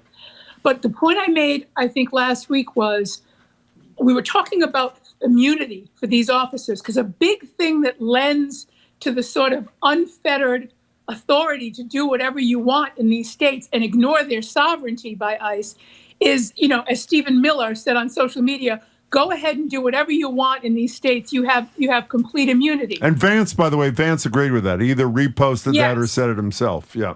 Yes, and it is extremely difficult to hold anyone accountable, in part because even when states bring charges against federal officials who've allegedly committed horrible crimes, the cases can be removed to federal court, and they have to be prosecuted by the DOJ, which has already said it has no intention of prosecuting anyone in the Trump administration of any wrongdoing.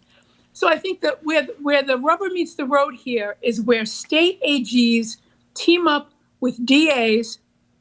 They're going into state court and they're making the argument that once cases are brought against federal officials, it's not mandatory that they be removed to federal court. You can have findings by federal judges, state judges that say, no, this case is going to stay in federal court. And the case they need to make is because it will not be prosecuted in federal court. There is no accountability in federal court. That was presumed that there would be accountability in federal court. And there's plenty of evidence to show that that is no longer the case under the Trump administration. So the rule of law and justice demand that those cases stay in federal court. Wait a minute, stay in federal court or state court? I'm sorry, stay in state court. Yeah, okay. Once you have the looming state prosecutions over some of these bad federal actors, then it increases almost exponentially their willingness to go forward when there can be multiple state prosecutions against dozens and dozens and dozens of ICE agents, of their supervisors, all the way up to, it really, that's, I think, really where they have to start, because everything else, to your point, Jim, is sort of piecemeal, and you're going to get different results in different states and no consistency. And this administration loves chaos more than anything else, and it hides in the chaos to do a number of absolutely horrific things. And so the states need to get on board with each other. Within states, AGs and DAs need to get on board and figure out a strategy for this. Andrea Cabral, thank you very much. You're welcome. We very much appreciate it. We have been speaking with former Massachusetts Public Safety Secretary, former Secretary of Sheriff of Suffolk County, that is, and Boston Public Radio contributor, Andrea Cabral. You ever use the word quisling in a column when you're at the Globe or the Herald? That is a great. There's certain words that sound exactly like what they are. Does that? I love when Andrea uses that. I would never dare. Let me tell you, I would never dare use that word, quisling, in a column at the Herald. Maybe that is a horrible thing to say, Marjorie. because it's not exactly a man of the people kind of word. Wow. You know what I mean? Maybe I would use it at the Globe. But sometimes I think in general, columnists should not use words that people have to look up in the dictionary, Jim. That's what I think. You know what I mean? Enough. Okay. Okay? I love it anyway. All right. Okay. Coming up after this quick break, retired federal judge Nancy Gertner. I'm Marjorie Egan. He's Jim Browdy. You're listening to BPR 89.7 GBH, streaming at youtube.com/GBH News.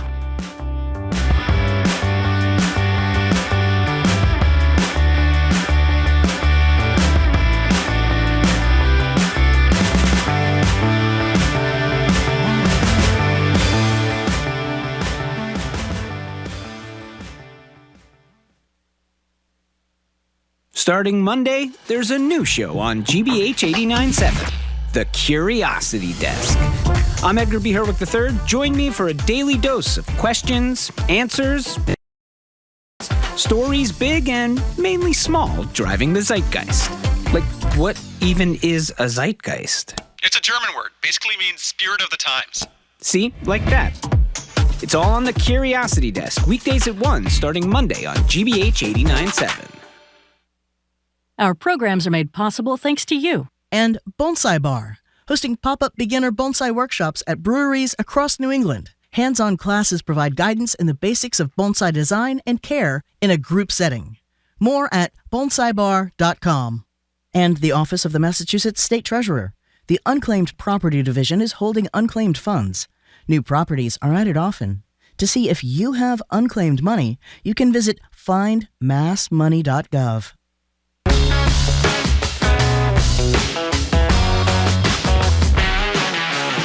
Welcome back to BPR. Jim Browdy and Marjorie Egan, streaming at youtube.com/GBH News. Congresswoman Pressley is going to join us from Minneapolis, I believe, at 12:45, where she's been the last couple of days.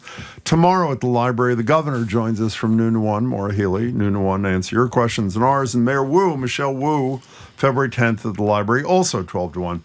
For the latest iteration of On the Docket, we're joined now via Zoom by retired federal judge Nancy Gertner. Judge Gertner is a senior lecturer at Harvard Law School, BPR contributor, and as we announced last week when Auditor DeZoglio was on, Judge Gertner has agreed to serve as a mediator in the endless dispute about the implementation of Question 1, which was the question that got 71 to 72% of the vote a year and a half ago, saying that the legislature should be audited.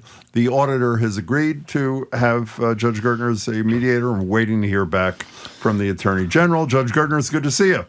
Good to be on again. Yeah, thank you so much for joining us, Judge Gertner. You wrote a piece for our sister station, WBUR, talking about, the lead was about one of the most gutsy scenes I've seen on the streets of Minnesota from a woman who was surrounded by these very scary ICE agents. Tell us what you said in that piece.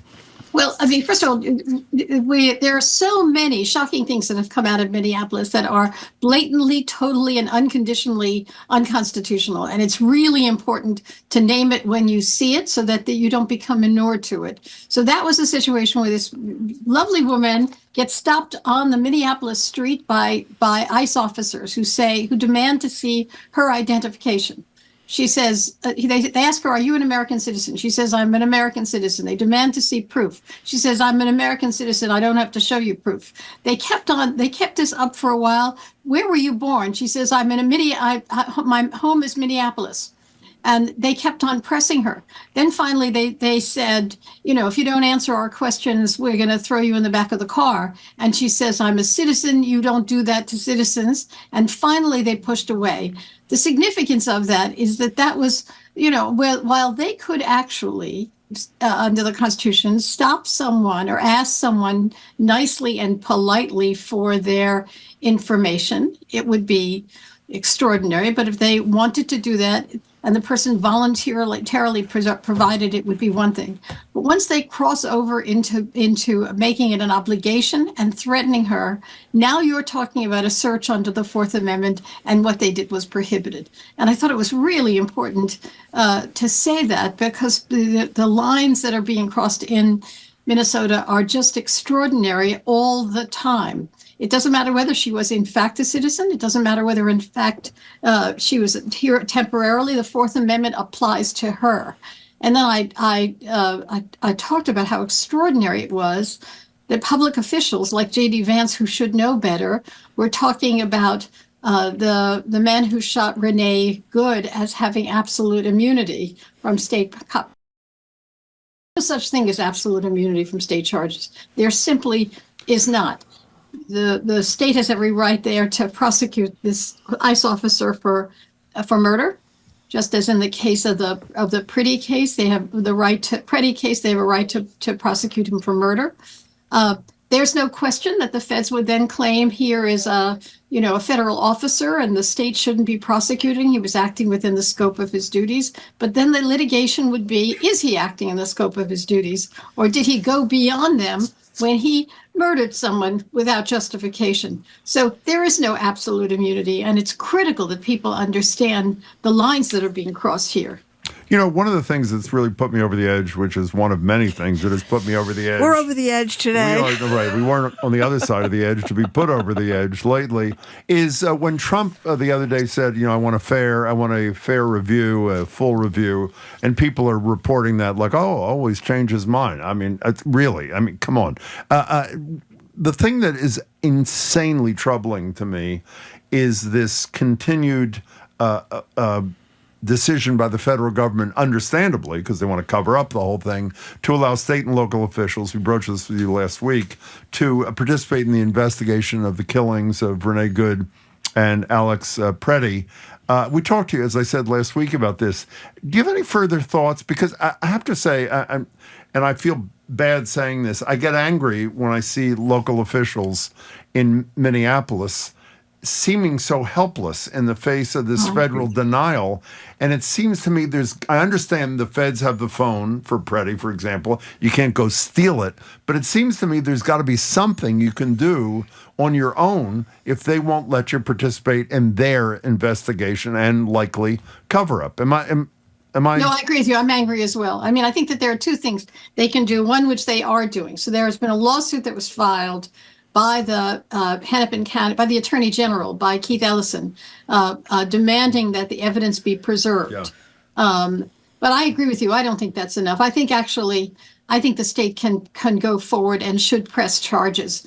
And it may be they are pressing charges on the basis of an inadequate presentation because there's more evidence out there. Certainly in the Renee Good case, it seems to me that there's enough to press charges based on the video and based on what we have learned of the autopsy. There may be other stuff. There's no question that it would have been better, a more complete investigation. But if they were to announce that this officer would be subject to prosecution for, let's say, second-degree murder, then they can justify, then they have more tools at their disposal. So I agree with you. I don't think that they're powerless. I mean, every time an official gets on television and say, well, we're going to ask the federal government X or Y, you don't ask, you demand, and you go into court. It's driving me crazy, too. I throw things at the television. Well, I'm glad to hear that, actually. One last question about that, which I hadn't thought about till you said it. If you believed, as the Hennepin County attorney, for example, that you had enough evidence to bring indictments in either the Pretty or the Good cases or both of those cases, but not as much evidence as you'd like, if you were able to get an indictment and get before a court, isn't it likely that if you said to the court, we need the phone and we don't have the phone, we need the gun and we don't have the gun, that judge would order the federal government I agree. Yes, I think that's right. But there may be federal state issues, there may be supremacy issues, but get into court. That's the territory in which you can make these demands, as opposed to on CNN or MSNBC. Yeah. I mean, it's crazy. It seems to me to be allowing themselves to do that. Again, it's not perfect. It would be better if you don't bring charges against someone until you've seen all the physical evidence. But think of it this way. Let's assume this had happened on the street and a cop was walking down the street and he saw someone shoot someone through a car. Under these circumstances, he saw with his own eyes, the video being the functional equivalent of your own eyes. Isn't it clear he would have arrested the person on the spot? Yeah. And then there would have been litigation with respect to, what the forensic evidence showed. I understand all of that, but I agree with you. They are not powerless and they should proceed. But Judge Gertner, one of the things that's been so upsetting to me is, we talked about this earlier, is that judges have issued edicts. This Minnesota judge was complaining this morning about 96 court orders that he said, you got to do this to ICE. And they basically said, no. So nothing is happening. They're just not, they're breaking the law all over the place. And there seems to be no penalty. Nobody's getting hauled in court or held in contempt, or they're just breaking the law. I mean, I think we've had this conversation before. Let me pretend I'm a judge again. Okay. And the moment when you draw lines in the sand, the government does, crosses those lines, and then you have to move to civil contempt, which is I'm going to imprison you until you follow my orders, or criminal contempt, which is I'm going to refer this case for prosecution to the U.S. Attorney's Office. The latter can't be done because the Department of Justice is not going to prosecute any Trump official, but the former could be done: a fine, imprisonment of an official until the official complies. That is a very difficult moment. That's a serious and significant sort of constitutional line that you're drawing. That's a very difficult moment, and you've seen judges all around the country do everything they can to avoid that moment, to make findings, to make sure that doesn't happen. Why do we want to avoid that moment? Because it's kind of like if you Can I give a little more context on this before you ask that question? Let me step back. This guy's name, do you know the Judge Schlitz? No, I don't. Okay, he's the chief judge, federal judge in Minnesota, appointed by, I think, Bush. He's a conservative judge. He originally sets a hearing for tomorrow in which he orders the acting head of ICE, Todd Lyons, to show up, which is very unusual. And the primary reason is because there's an individual who's being detained who should not have been detained. It's quite clear.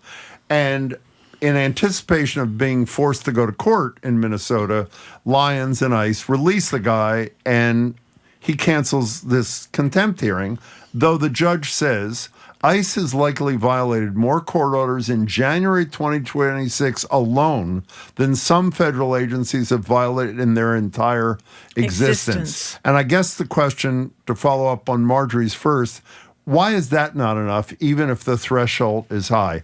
More than some federal agencies have violated in their entire existence. What's the downside, I guess, to hold someone in? The downside is that then there's a violation of the contempt order. I mean, the downside. It's a moment when, to some degree, the fact that the federal court doesn't have an army.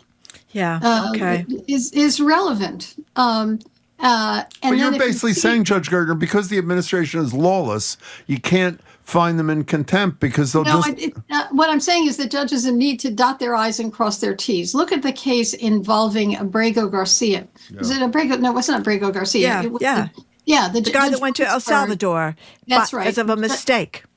Right. And Judge Boasberg continued a contempt hearing even when he no longer had jurisdiction, because Abrego Garcia was released and was under the jurisdiction of a different court in the United States.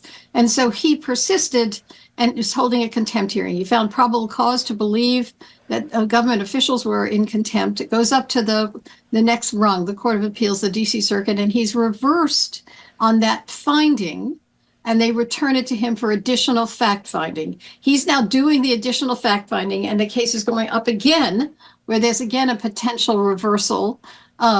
My point is that what judges are doing in this situation is wanting to dot their I's and cross their T's. So while saying that ICE in general violates orders, he now has to dig into the next level: which orders, which people, and when. Well, can I say one thing about that? He can do that. He appended to his decision yesterday all 90. I read them. I mean, unfortunately, it doesn't describe each, but he did a citation for all 96 violations. Right, so you think he's laying the foundation for something? He could be laying the foundation. Okay. That's right. Well, that's helpful. Civil contempt is against an individual. He has to identify the individual and make sure that it was bad faith. Otherwise, and candidly, the district court in Minnesota is quite good. The Eighth Circuit is conservative. So he is playing, in a different field. Let me put it that way. Okay, but so I agree with you. I think that there will be contempt findings. I mean, we just had a case like that in Massachusetts. The Babson student who was deported yes. to Honduras when in fact there was an order saying do not take her out of the country for 72 hours. The judge held a hearing and then concluded that or tentatively concluded that the problem was an ICE official who didn't understand the order. Not the U.S. attorney, but the ICE official didn't understand the order and would not go to contempt. So there has to be a finding that we have some bad faith here. The pattern that Judge Schlitz is describing may well be part of on the way to finding, bad faith. But he has to make that finding. He has to I hate to put it this way, sort of pull the trigger on that finding. Okay. So another contempt question. Can we hold the Supreme Court justices in contempt of society? Okay, so they do an correct me if I'm wrong. They demand an expedited briefing and hearing schedule on the tariffs because arguably it's one of the most important issues after they decided that Trump is immune in that decision, because the weapon that Donald Trump uses against any country or entity that he's unhappy with for any reason is I'm going to slap a tariff on you. They expedite the briefing and the oral argument, and the question being asked in many headlines and also in this studio quite regularly, where the hell is the decision on something that has such great urgency? What's going on? I don't know. I mean, your guess is as good as mine. I don't think so. Could be, ordinarily that signifies that there is discussion going on, that there's a split in the court. I don't think, based on the oral argument in the tariff case, I don't think there's a split on whether the tariffs are unlawful. I think there may be a split on how unlawful, on exactly how narrow or broad the decision should be. Trump is threatening to do the same thing through license fees and just not label them tariffs. So it could very well be that there are judges who want to make sure that that loophole is not open. So this doesn't, actually, this could be, it could be I want to say it's a good thing. It could suggest that there's some back and forth in the Supreme Court, which in my guess would be about how to do it, not whether to do it. Well, I have a question. Yeah, go ahead. So suppose the Supreme Court says they are illegal and they find a way around the licensing fees loophole and they say you can't do this. What does Trump do? Well, what they're likely to say is that this is something that Congress has to do. What does Congress do? It's run by Republicans. It's interesting. I don't know the answer to what Congress would do, although I know the answer. They wouldn't do it. But with respect to anything else, it seems so clearly that the tariffs are not rationally based on any economic issue. Just to see him threaten tariffs because he wants Greenland makes it clear that this is not even within the realm of an economic issue that he's considering. So one doesn't know, but the court only has a narrow lane. The lane would be, hey, President Trump, the tariff you can't impose tariffs in the way that you did, and it's an issue for Congress. And then Congress has the lane. That's all they can do.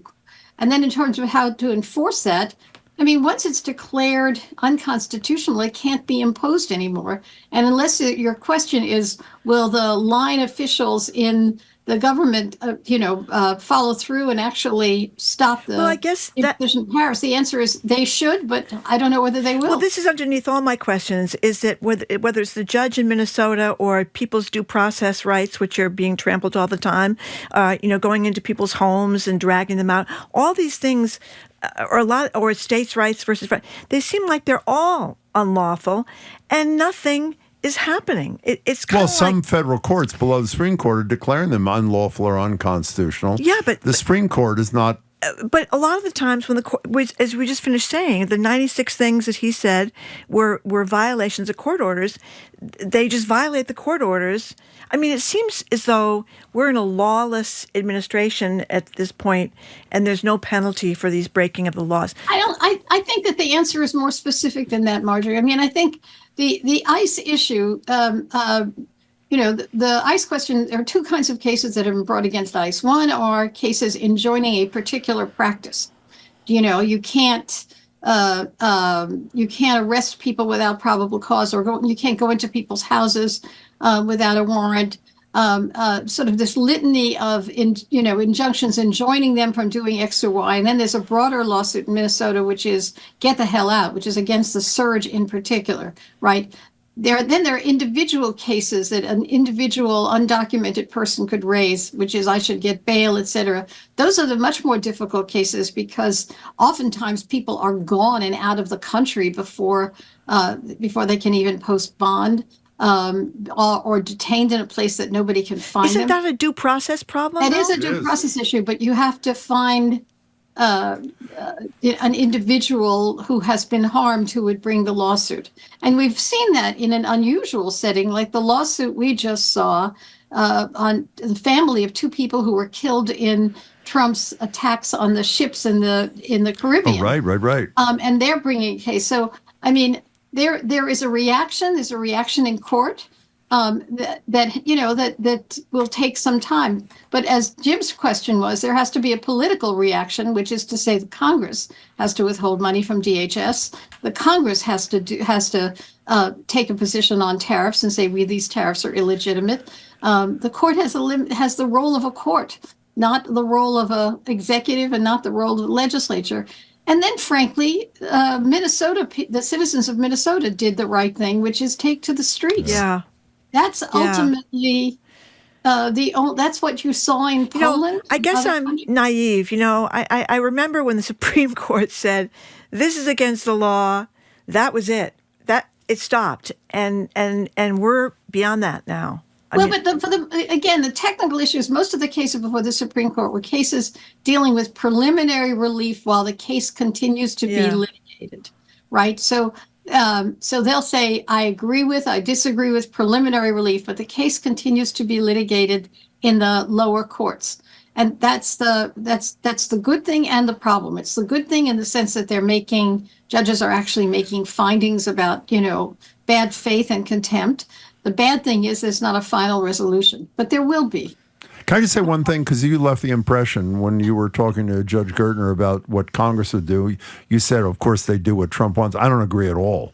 I think the reason why he has not had them do it maybe they don't like tariffs either. Well, because most people in America know that we're paying the tariffs, not these foreign countries. That's a good point. And then the Republican... I think that the two deaths in Minnesota have changed the discussion. I want someone to write about, and we're old enough to remember, this is Kent State. Right. Jim said that, I think. Said it the other day. It's a slow motion Kent State. It really is. And that did change the nature of the discussion about the anti-war effort. Maybe now it'll change the discussion about ICE. 4 students, if you don't know, killed at protesting National Guard on campus and expansion of the Vietnam War to Cambodia in 1970, Kent State in Ohio. Great Neil Young song, Four Dead in Ohio. One of the great songs. It really is. Yeah. Hey, Judge Gertner, thanks as always. Really appreciate your time. Be well. Thank you. Take care. Okay. You two are lawyers. I'm the non-lawyer here. No, don't put me in the league with Nancy Well, no, Gertner. I'm not putting you in the league with Nancy Gertner, but I think the the average person like me doesn't understand why. I don't get it either, Marty. I know I'm a semi-average person. Okay. And I don't get it either. That's right. Jim Browdy, I'm a semi-average person. I meant that in a totally We have been speaking with retired kind of way. In a quizzling kind of way. In a quizzling kind of way. We've been speaking. We are doing Emma the A-hole later in the hour, later at the 1 o'clock hour, if you want some comic relief. But anyway, coming up after we've been speaking with retired federal judge Nancy Gertner. Coming up after this quick break, Congresswoman Ayanna Pressley is going to call in from Minneapolis, where she met with fellow Representative Ilhan Omar after Omar, a constant target of President Trump, attacked constantly by him, was attacked at a town hall. They're both condemning ICE. I'm Marjorie Egan. He's Jim Browdy. You're listening to BPR 89.7 GBH. Streaming at youtube.com/GBH News.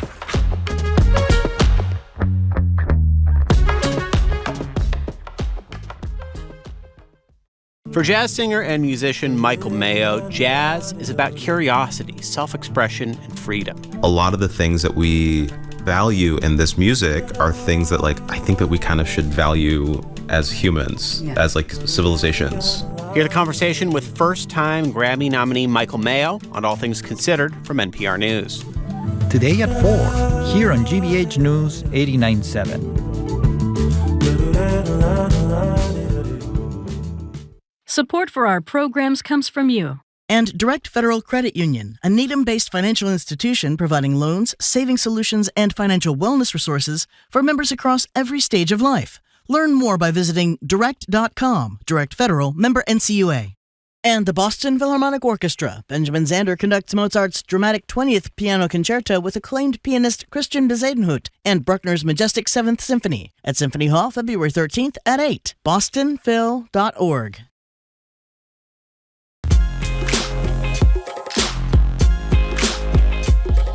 Welcome back to BPR. Jim Browdy and Marjorie Egan, streaming at youtube.com/GBH News. Governor Healy joins us for an hour tomorrow at the library. Joined on live from Minneapolis by Congresswoman Ayanna Pressley, obviously the U.S. rep for the 7th Massachusetts District. The Congresswoman traveled to Minnesota after a fellow progressive lawmaker, Representative Omar, was assaulted at a town hall. You've likely seen the video of the man in the audience approaching her, spraying her with some unknown substance from a syringe. Representative Omar has been subjected to Trump's vile racism for years, called garbage in his recent attack on Somalis in Minnesota. He told ABC News that Representative Omar, quote, probably had sprayed herself knowing her. Her response was not to end the event, not to back down in any way. She told reporters after the incident she escaped the Somali civil war, spent her childhood in a refugee. Both Pressley and Omar are both vocal in their condemnation of ICE. Congresswoman Pressley, thank you so much for calling in. Good to be with you. You too. Congresswoman, how come you went out to Minnesota? Tell us. Yeah, well, I was invited here, and it was a trip that was actually already underway. And it just happened to happen on the heels of that town hall. But this is a community that I have, the Minnesota 5th, that I have come to do justice work over the last 8 years. It's probably the district I've visited the most outside of my own. And so there's a long relationship here. So I came here, one, to help my movement family process their grief. I came to encourage them, and I came to listen to them and to learn from them, because it is very easy in the minds of the public for Minnesota, with all eyes on Minnesota in this moment, to just be defined as ground zero for ICE's campaign of terror that is separating families and murdering our neighbors. But there's another story here, and that is that they are in real time writing a blueprint for radical love and community response. These are people who know their neighbors, and that is why they are all working so hard and standing up very impressive infrastructure and response systems. I'm at a church right now that is generating about 1,100 boxes a day of toiletries and food, because people are afraid to go to work, because this is a city, a state that is under siege. People are afraid to shop. Children are intimidated going to school. I met with parents earlier today at Green Street Elementary, and they spoke about, I said, how are you explaining this to your kids? And they said, it's so hard. Our kids are going to school and their best friends are gone. You know, I don't know that people understand that the depth and the gravity of the terror. You know, this is a community under siege, but I am so inspired by their collective communal response. But we have to stop this campaign of terror, and we have to abolish ICE.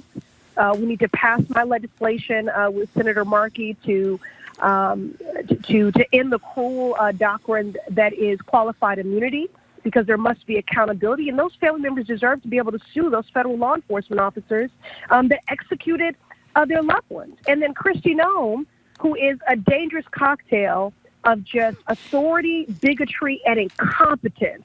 She needs to resign, be removed, or impeached. Congresswoman, when you said abolish ICE, what does that mean? Abolish and replace it with a new creation, or what does that mean? I think people have so normalized the rogue racist and cruel actions of ICE, not just what's happening in broad daylight, but what is happening in these detention facilities and has been happening for many years, that they normalize this and think it's just always been this way. ICE has only been in existence since 2003.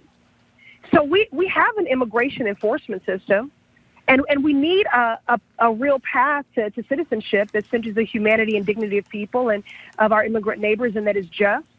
But we don't need ICE, and we certainly don't need this campaign of terror that has, one, nothing to do with law and order.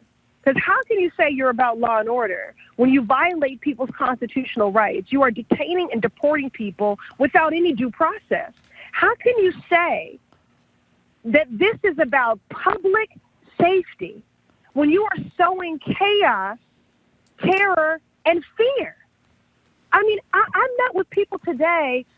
These folks are unbelievable. They have created an entire patrol system, an underground railroad, if you will, to keep people safe and to flag when there's ICE presence. And these children were being dismissed from school at the same time that ICE were using their cars to create an accident to pin in a target. They're using decoys through a DoorDash and things like that, so that if they go to the door and someone opens it for a delivery, that they have probable cause and don't need a warrant. And they can just say, we saw someone there that was suspicious. And here's the other thing I want to say. I met people who came here, who fled authoritarian regimes from Syria, from Afghanistan, from Nicaragua, from Venezuela. And they came here to the land of promise and dreams and milk and honey, and they make incredible contributions, and they send money back home to their family members, remittances. And they are being so triggered by the fact that this country that they love, and one of the Somali women said to me, I love this country. Donald Trump doesn't. They are real patriots. They are the ones, they're the fabric of our community. I met business owners along one stretch here, Lakeside, 2,000 immigrant-owned businesses that generate $30 million in revenue. They're the real patriots, and they are being traumatized because this is so reminiscent of the countries that they fled. And that is why they are willing to put their bodies on the line. That is why they're fighting so vigorously to defend this country, because they don't want it to become the places they fled. By the way, for what it's worth, I've said several times, the vast majority in the 90% range of people living in Minnesota who came from Somalia are citizens of the United States. When you encountered young kids, I know this is anecdotal, did you get the sense that they knew the story of Liam Conejo Ramos being snatched by the feds?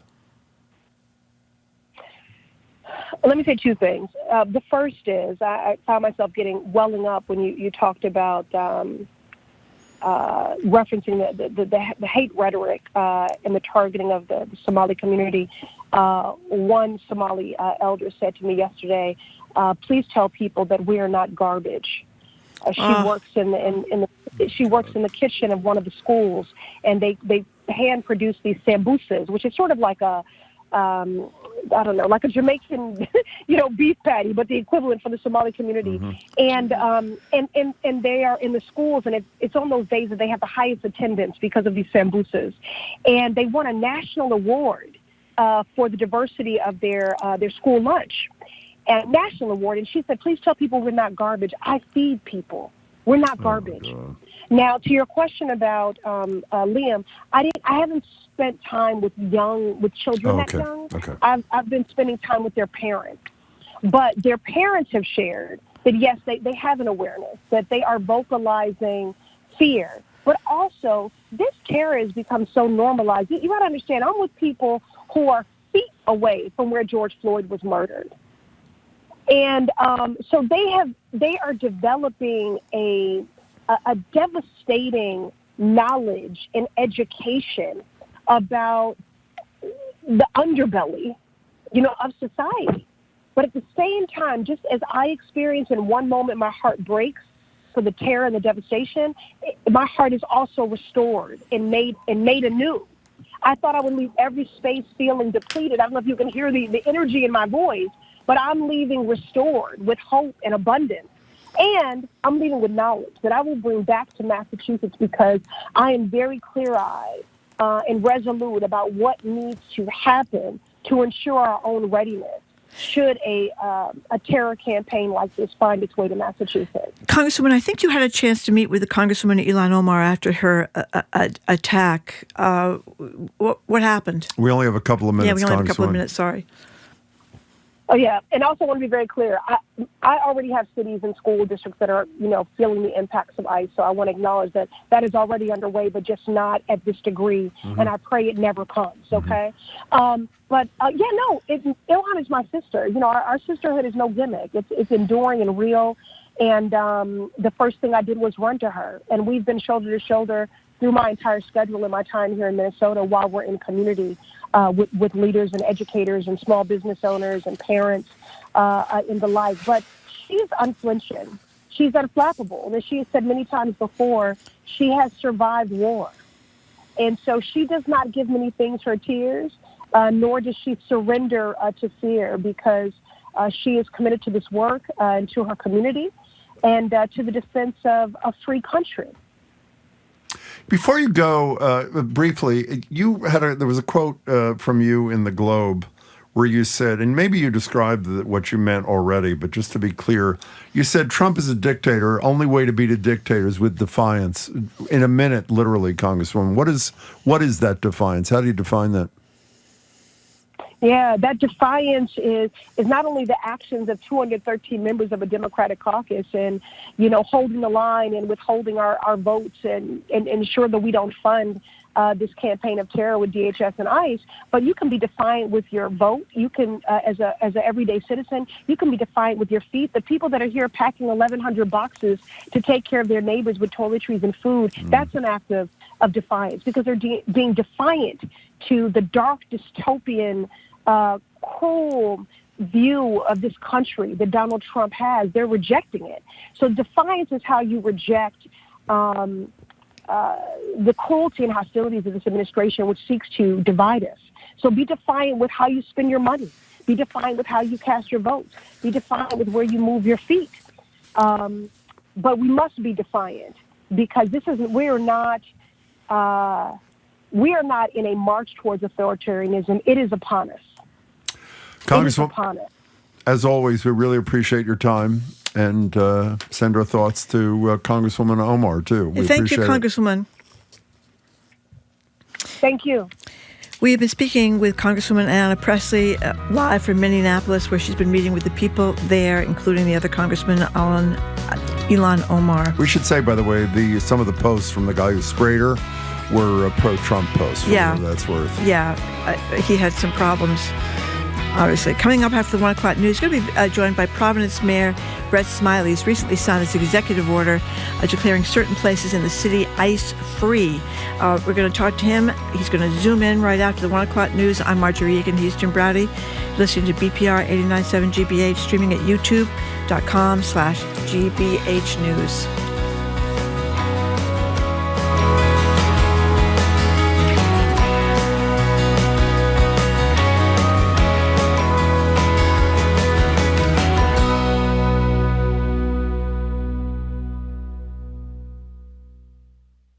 Support GBH and unlock the best of NPR and PBS, all bundled in one. With the GBH Super Bundle, you'll get NPR Plus and GBH Passport. So give a little, get a lot in return. Learn more at gbh.org/superbundle. Support for GBH comes from you. And Babson College, where you can advance your career with an MBA or specialized master's at the school ranked #2 best college in the United States by the Wall Street Journal 2025. Babson.edu/grad programs. And Speakeasy Stage, presenting Job, the relentless psychological thriller for the digital age. Now playing through February 7th at Speakeasy Stage. SpeakeasyStage.com. You're listening to 89.7 WGBH HD1 Boston. Online at gbhnews.org. GBH News. What matters to you?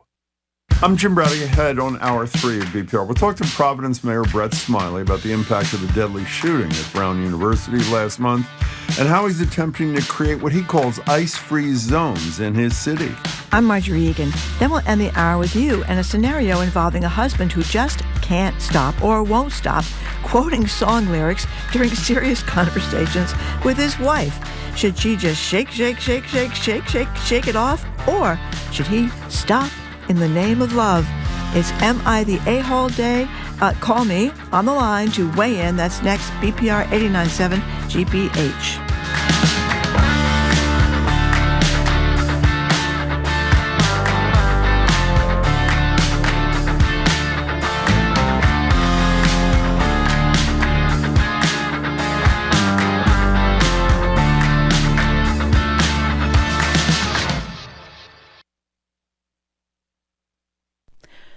Live from NPR News, I'm Lakshmi Singh.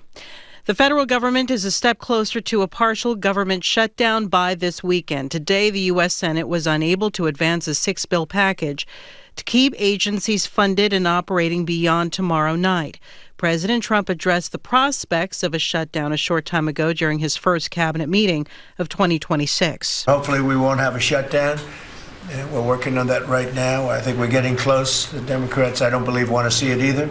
President Trump holding a cabinet meeting against the backdrop of public outcry over the federal immigration crackdown in Minnesota and calls on the ground for change.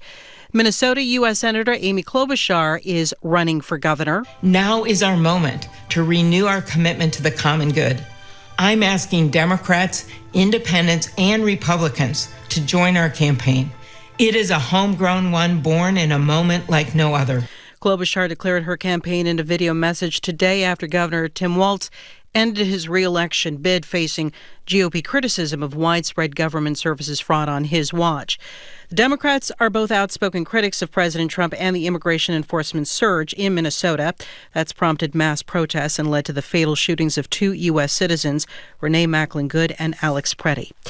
Apple CEO Tim Cook is calling for a de-escalation of tensions in Minneapolis. This coming as most leaders in Silicon Valley and the business world refrain from condemning the violence. Here's NPR's Bobby Allen. In an internal message reviewed by NPR, Tim Cook says he is heartbroken by the events in Minneapolis. He writes that he told President Trump he was concerned following the recent killings by federal agents in Minnesota. Cook tells employees, quote, "I believe America is strongest when we live up to our highest ideals, when we treat everyone with dignity and respect, no matter who they are or where they're from." Hours after a fatal shooting in Minneapolis on Saturday, Cook attended a black tie event at the White House for a screening of a new documentary about Melania Trump. That prompted criticism that Cook and others hadn't spoken out about the violence. While major companies in Minnesota have condemned the turmoil, most tech and business executives have remained silent. Bobby Allen, NPR News. A new poll finds 2/3 of the public say Congress should have extended the enhanced subsidies for Affordable Care Act plans. Here's NPR's Selena Simmons-Duffin. The American people care a lot about health care and want politicians to do more to make it more affordable. That's according to a poll from KFF, a nonpartisan health research organization. Ashley Kurzinger, KFF's director of survey methodology, says they polled 1,400 people earlier this month. A significant share of them say that healthcare costs are going to play a major role in their decisions to vote in the midterms and which candidates they vote for. She notes that the election is still 9 months away and a lot can happen in the meantime. That's Selena Simmons-Duffin. It's NPR News. Good afternoon. With the latest from the GBH Newsroom, I'm Henry Santoro. New census data show that residents moved out of Massachusetts in higher numbers last year compared to 2024. The state saw a net loss of 33,000 people in 2025. Experts say high taxes, housing prices, and health care costs are some of the reasons why. Massachusetts also saw a slowdown in immigrants coming to the Commonwealth thanks to the Trump administration policies. BU business professor Mark Williams says that's had an impact on the state's economy. You could argue strongly Boston and Massachusetts in general run on immigrant labor. Immigrants represent, that is first generation, immigrants represent 20% of the population, 22% of the workforce, but 25% of our entrepreneurs that start new businesses and create new jobs. Williams says he's worried the Trump administration's actions on immigration could push the state's economy into a recession. And we are getting word this morning that Federal Immigration and Enforcement is ending its operation in Maine. That's after pressure from Susan Collins. Just after 6 this morning, Collins made the announcement on her social media pages that federal officials had told her that ICE has ended its enhancement activities in the state of Maine. ICE announced that they've had started its so-called Catch of the Day operation back on January 20th. GBH is following the story. We'll have more information as it becomes available. Bruins host the Flyers at the Garden tonight. It's a chilly one out there. Bundle up, Bunky. 21 degrees in Boston. This is GBH News. Support for NPR comes from NPR stations. Other contributors include Fisher Investments. As a fiduciary, Fisher Investments is obligated to act in their client's interest. Learn more at FisherInvestments.com. Investing in securities involves the risk of loss. This is NPR.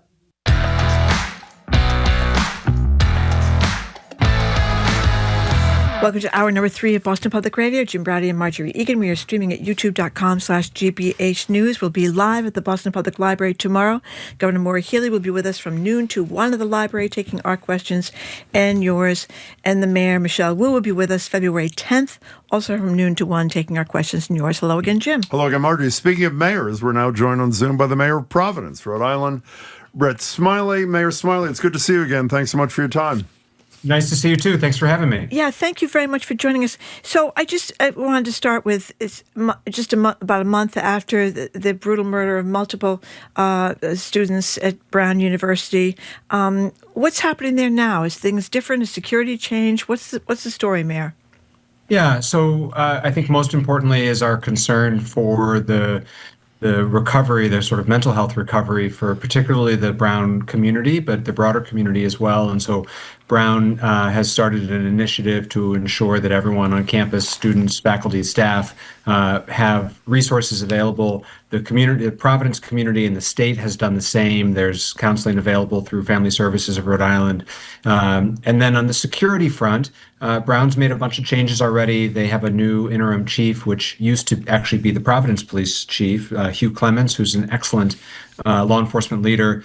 They've made some security enhancements to campus. There's a very visible presence, and Providence.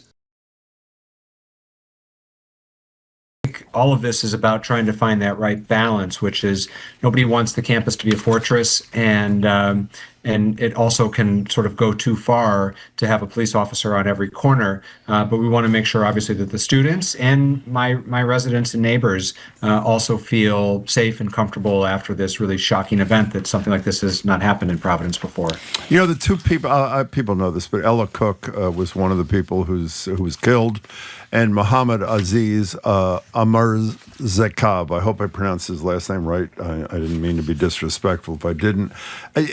One of the things that I expected, and I'm guessing you did too, and unfortunately, if you did, you were right, is some of the people who never miss an opportunity to sow division were fast at work. There were comments, a conservative, that'd be Ella Cook, and she was targeted.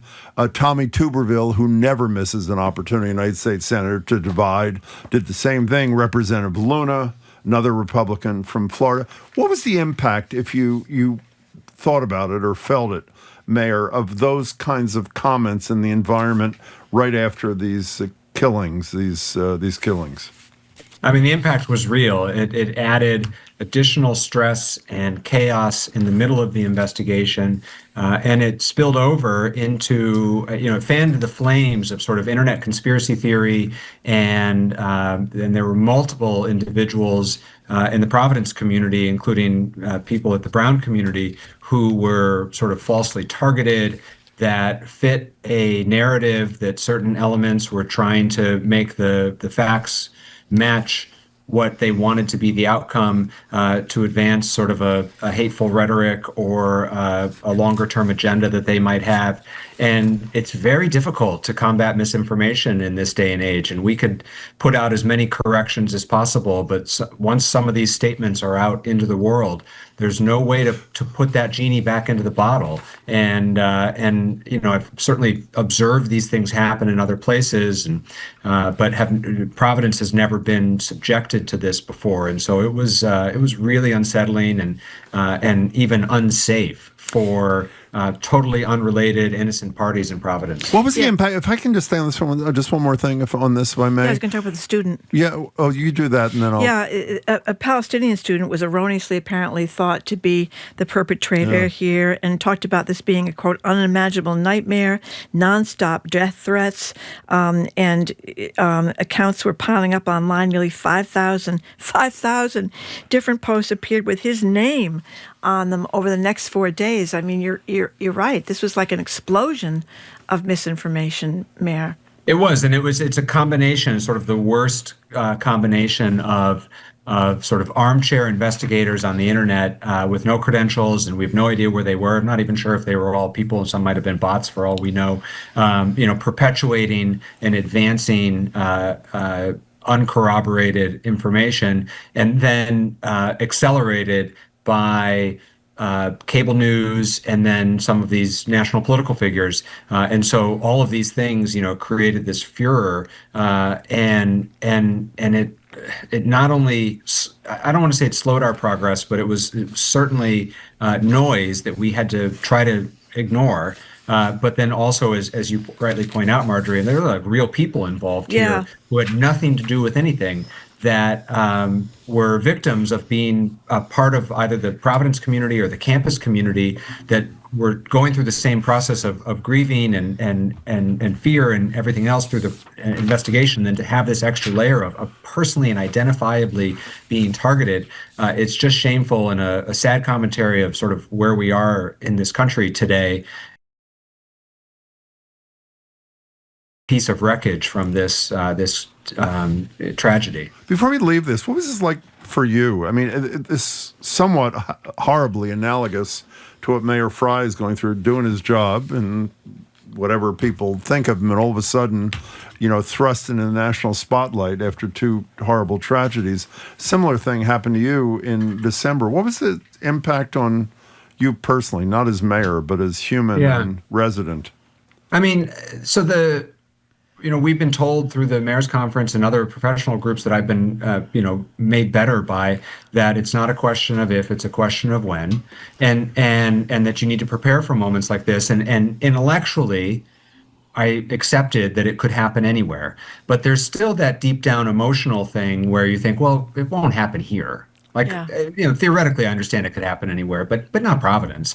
And so, sort of, to your question, Jim, about me personally, I think it shook me in the same way it shook the rest of my neighbors, which is it really, Providence is a very safe city, and we just don't think that things like that would happen. And so it was unsettling and shook my foundation, and it was really hard. And I'll tell you, I mean, to connect the dots there for a second, I'm sure you sort of referenced it. The city of Minneapolis, they've been through so much, but they had that horrific school shooting in September, the Catholic school, the first day of school.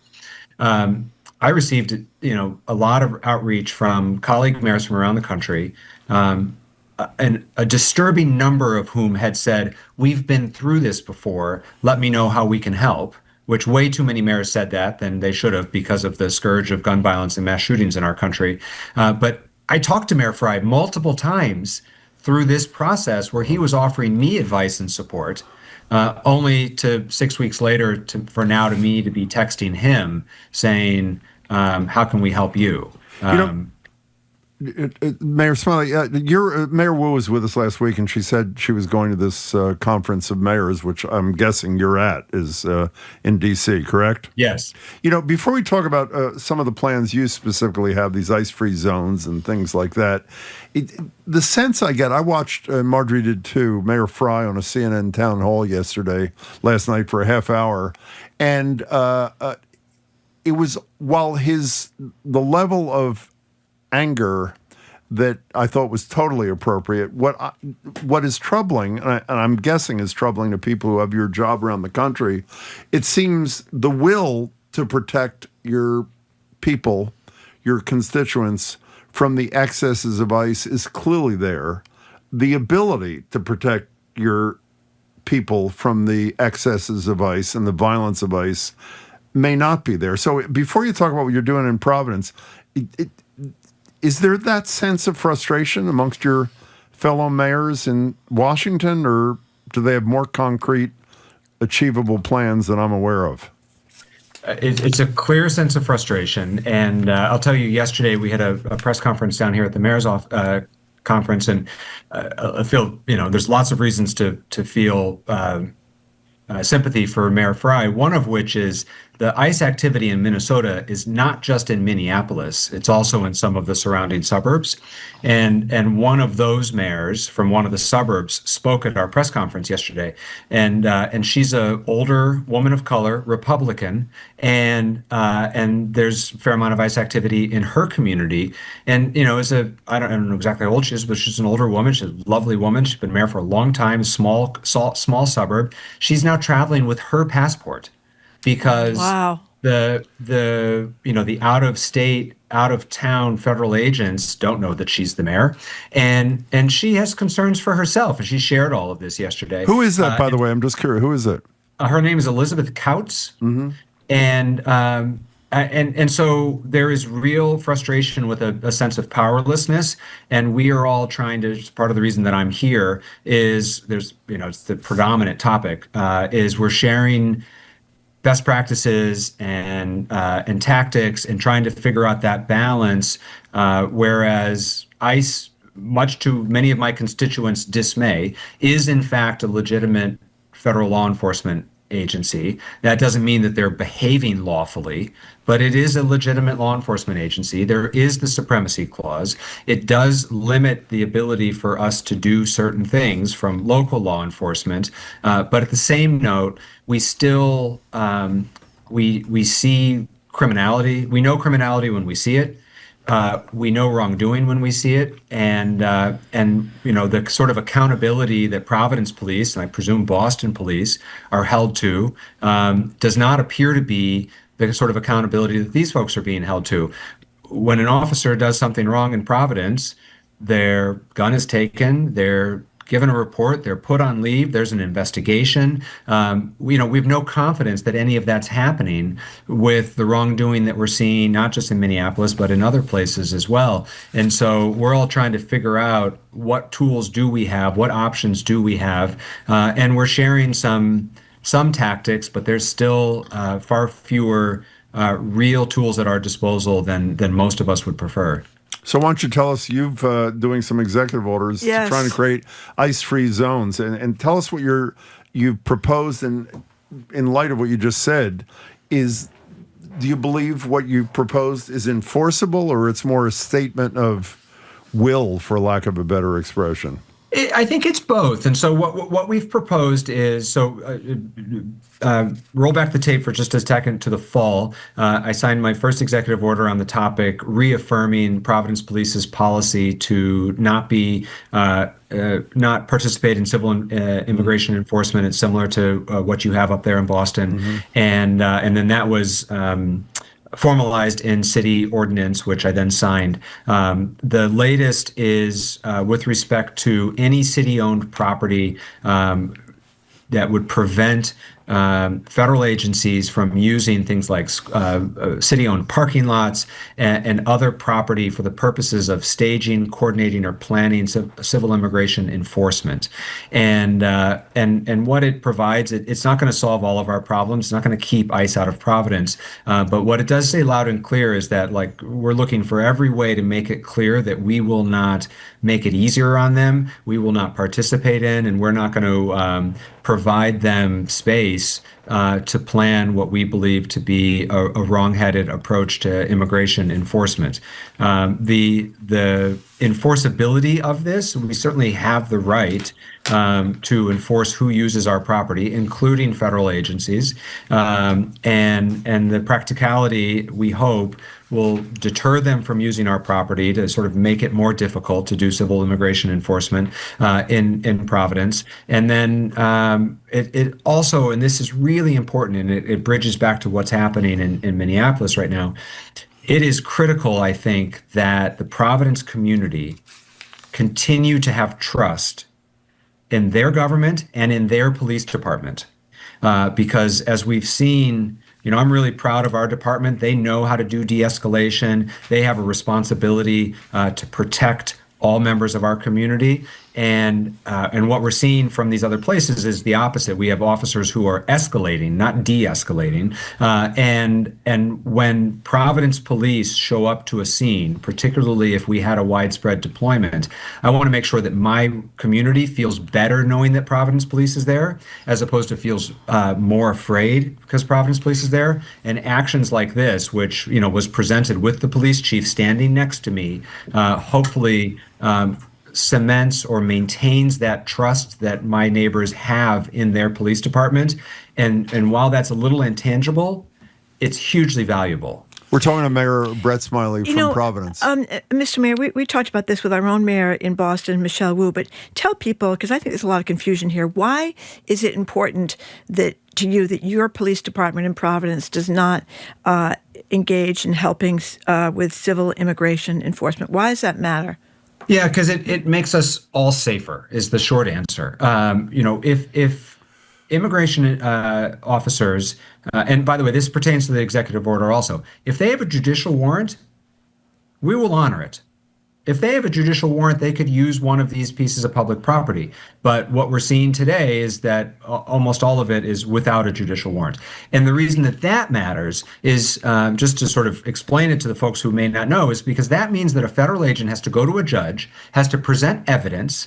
The judge has to deem that evidence to be sufficient, and then he or she signs off on the warrant. That is very different from what's happening when I keep saying civil immigration enforcement with an administrative warrant. Any ICE agent can sign off on it.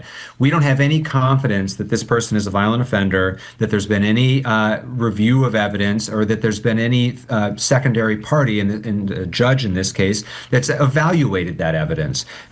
What our police officers' responsibility is to protect and serve the Providence community. And that means every member of the community, regardless of immigration status, because they're worthy of protection from being a victim of crime also. And we want those folks to call 911 if they're a victim, if they're a witness, if they know of wrongdoing going on in their kid's school. We are all better off for them trusting the police enough to reach out to them. And we lose that trust the moment they become immigration agents. Mayor Smiley, two related things, if I may. You say that these executive orders are a bit of both, a statement of purpose or will, as well as you believe enforceable to some degree. What happens if this were to arise when the feds do what they do everywhere else in the country, just violate the law? Or in this case, it's not a law, but violate your executive order and say, thank you very much, I'm going on public property. I'm going to snatch somebody on public property. What power do you have to do anything? In the moment, it may be limited, but it allows us to bring yet another lawsuit against the administration, which we continue to do. We've had good success in the courts. It is of no comfort to the family member who may be unlawfully detained in that moment, but it can change practice, and we're seeing that through a variety of different contexts of legal cases that have been pressed through the courts. The most important thing I think you've said, though, for the average person who is likely to be the victim of some of this lawlessness from the federal government, you have a pretty decent Latino population there. And yes, we get emails, we get texts, we get phone calls, we all read, and you do too, of course, more than we. I'm not sending my kid to school. If I do send my kid to school, I'm nervous. I'm not going to work today. I'm not going to the doctor. I'm not taking my kid to the doctor for fear I get snatched. Even if everything you say about the mission of your office and the police department in Providence is true, how do you assure a Latino mother or father that despite your best efforts, they won't be snatched? They won't have their kid grabbed with them when they go to get a vaccination that Kennedy tells them not to get. How do you fill that hole, for lack of a better expression?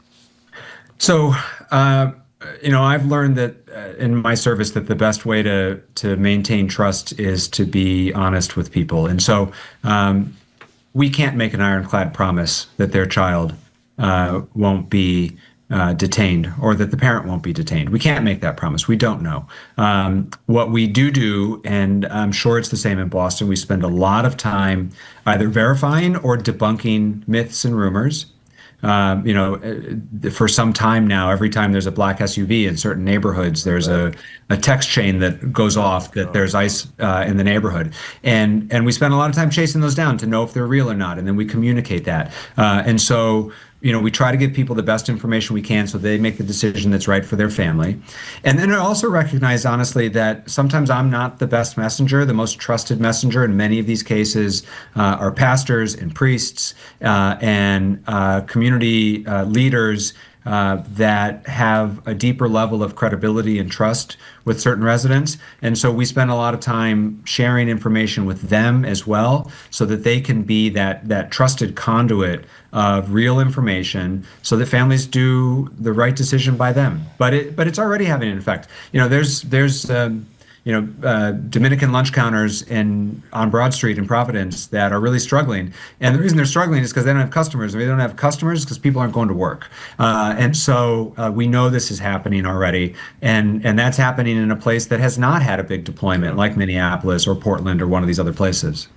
Mr. Mayor, we have had a snowstorm, as you know.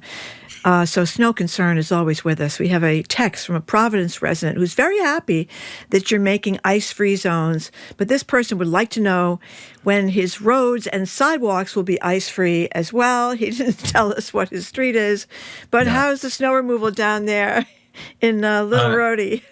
It's a work in progress. We really got hit hard by this storm, and every day the roads get a little better. We had no school on Monday, Tuesday. On Tuesday, the roads were passable. On Tuesday and Wednesday, we started working on widening neighborhood streets. Ever since Tuesday, we've been actually scooping up and removing snow, which is not something we've had to do in 4 or 5 years. And so it takes time, and I know people are frustrated, but we have not relented in any way. And this has been a quick trip down here to talk about immigration strategies with my colleagues, and I'll be back late tonight and at DPW first thing tomorrow morning. Okay. And for that texter, by the way, they should call or text 311 to make sure we have their street if there's still a problem there. Mayor Thank Smiley, you so it's good much. to see you again. Thanks for your time. Thank you both. Be well. We have been speaking with the mayor of Providence, Brett Smiley. We much appreciate the mayor's time. Okay, coming up to this after this quick break, enough of Aren't you glad that he shut down his Zoom so he doesn't have to hear the transition? Marjorie's always nervous when we have a serious conversation, and then all of a sudden we've been having serious conversations since 11 o'clock this morning. It is now 1:28. I think it's time for a little fun. Go for it. Here. I'm with you. It is Am I the A-Hole Day? Okay. Today's prompt That's a good one. involves a wife who's fed up with her partner's penchant for quoting song lyrics during serious conversation. I think they've been married for like 33 years or something. Mm-hmm. So should he drop the lyrics act, repeating these lyrics all the time, and start communicating with his own words? Or should she just start singing to his tunes? I'm Marjorie Egan. He's Jim Bradley. This is BPR 89.7, streaming at youtube.com/GBH News.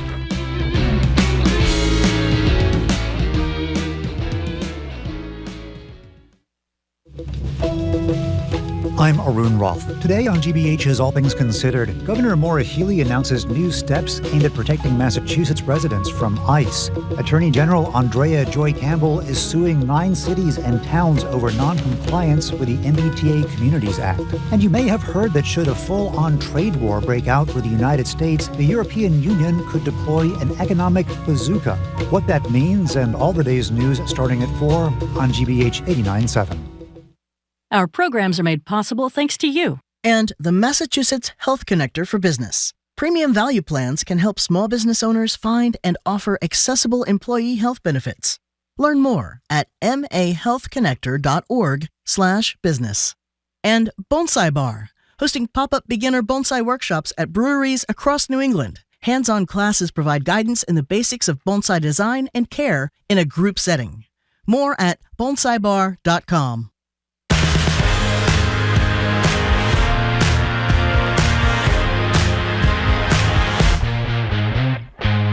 Welcome back to BPR. Marjorie Egan, Jim Browdy, streaming at youtube.com/GBH News. We're live from the library tomorrow with the governor. Governor will be with us from noon to 1. Great music, too, by the way. A jazz harpist who is just... I love the harp. She is unlike soothing. Anybody else there is who does what she does. Mayor's going to be joining us at the library, too, but that's on February 10th from 12 to 1. So Marjorie said 2.5 hours of pretty... serious conversation, 30 minutes. Frivolity, exactly. Today's prompt comes to us from The Guardian. It involves a wife who is fed up with her husband's use of song lyrics during serious conversations. She's had it up to hearing dumb Journey or Taylor Swift lyrics when they're trying to discuss serious issues. Should he drop the act and start communicating with his own words? Or should she just tough it out? As the great British philosopher Sir Paul McCartney once said, think of what you're saying. You can get it wrong and still think that it's all right. Think of what I'm saying. We can work it out and get it straight or say goodnight. I think that's what he said. So who's the jerk here? Is it the creative, if slightly annoying, lyric reciting husband, or the inflexible wife? Maybe she could take a hint from Taylor Swift and just recite the lyrics to Wood to her husband. That would probably end the fight real fast. It's undisputed. I ain't got to come by. Forgive me, it sounds cocky. Ties me and open my eyes. Redwood tree, it ain't hard to see. His love was the key that opened my thighs. Excuse me. So who's the a-hole? Again, is it the guy who relies on song lyrics instead of real conversation, or is it the wife who apparently is not very flexible about the notion that he chooses to speak through the lyrics of others? The numbers are 877, not the numbers, Jim, 877-301-8970 to call or text. Now, I know we haven't discussed which side we're on this.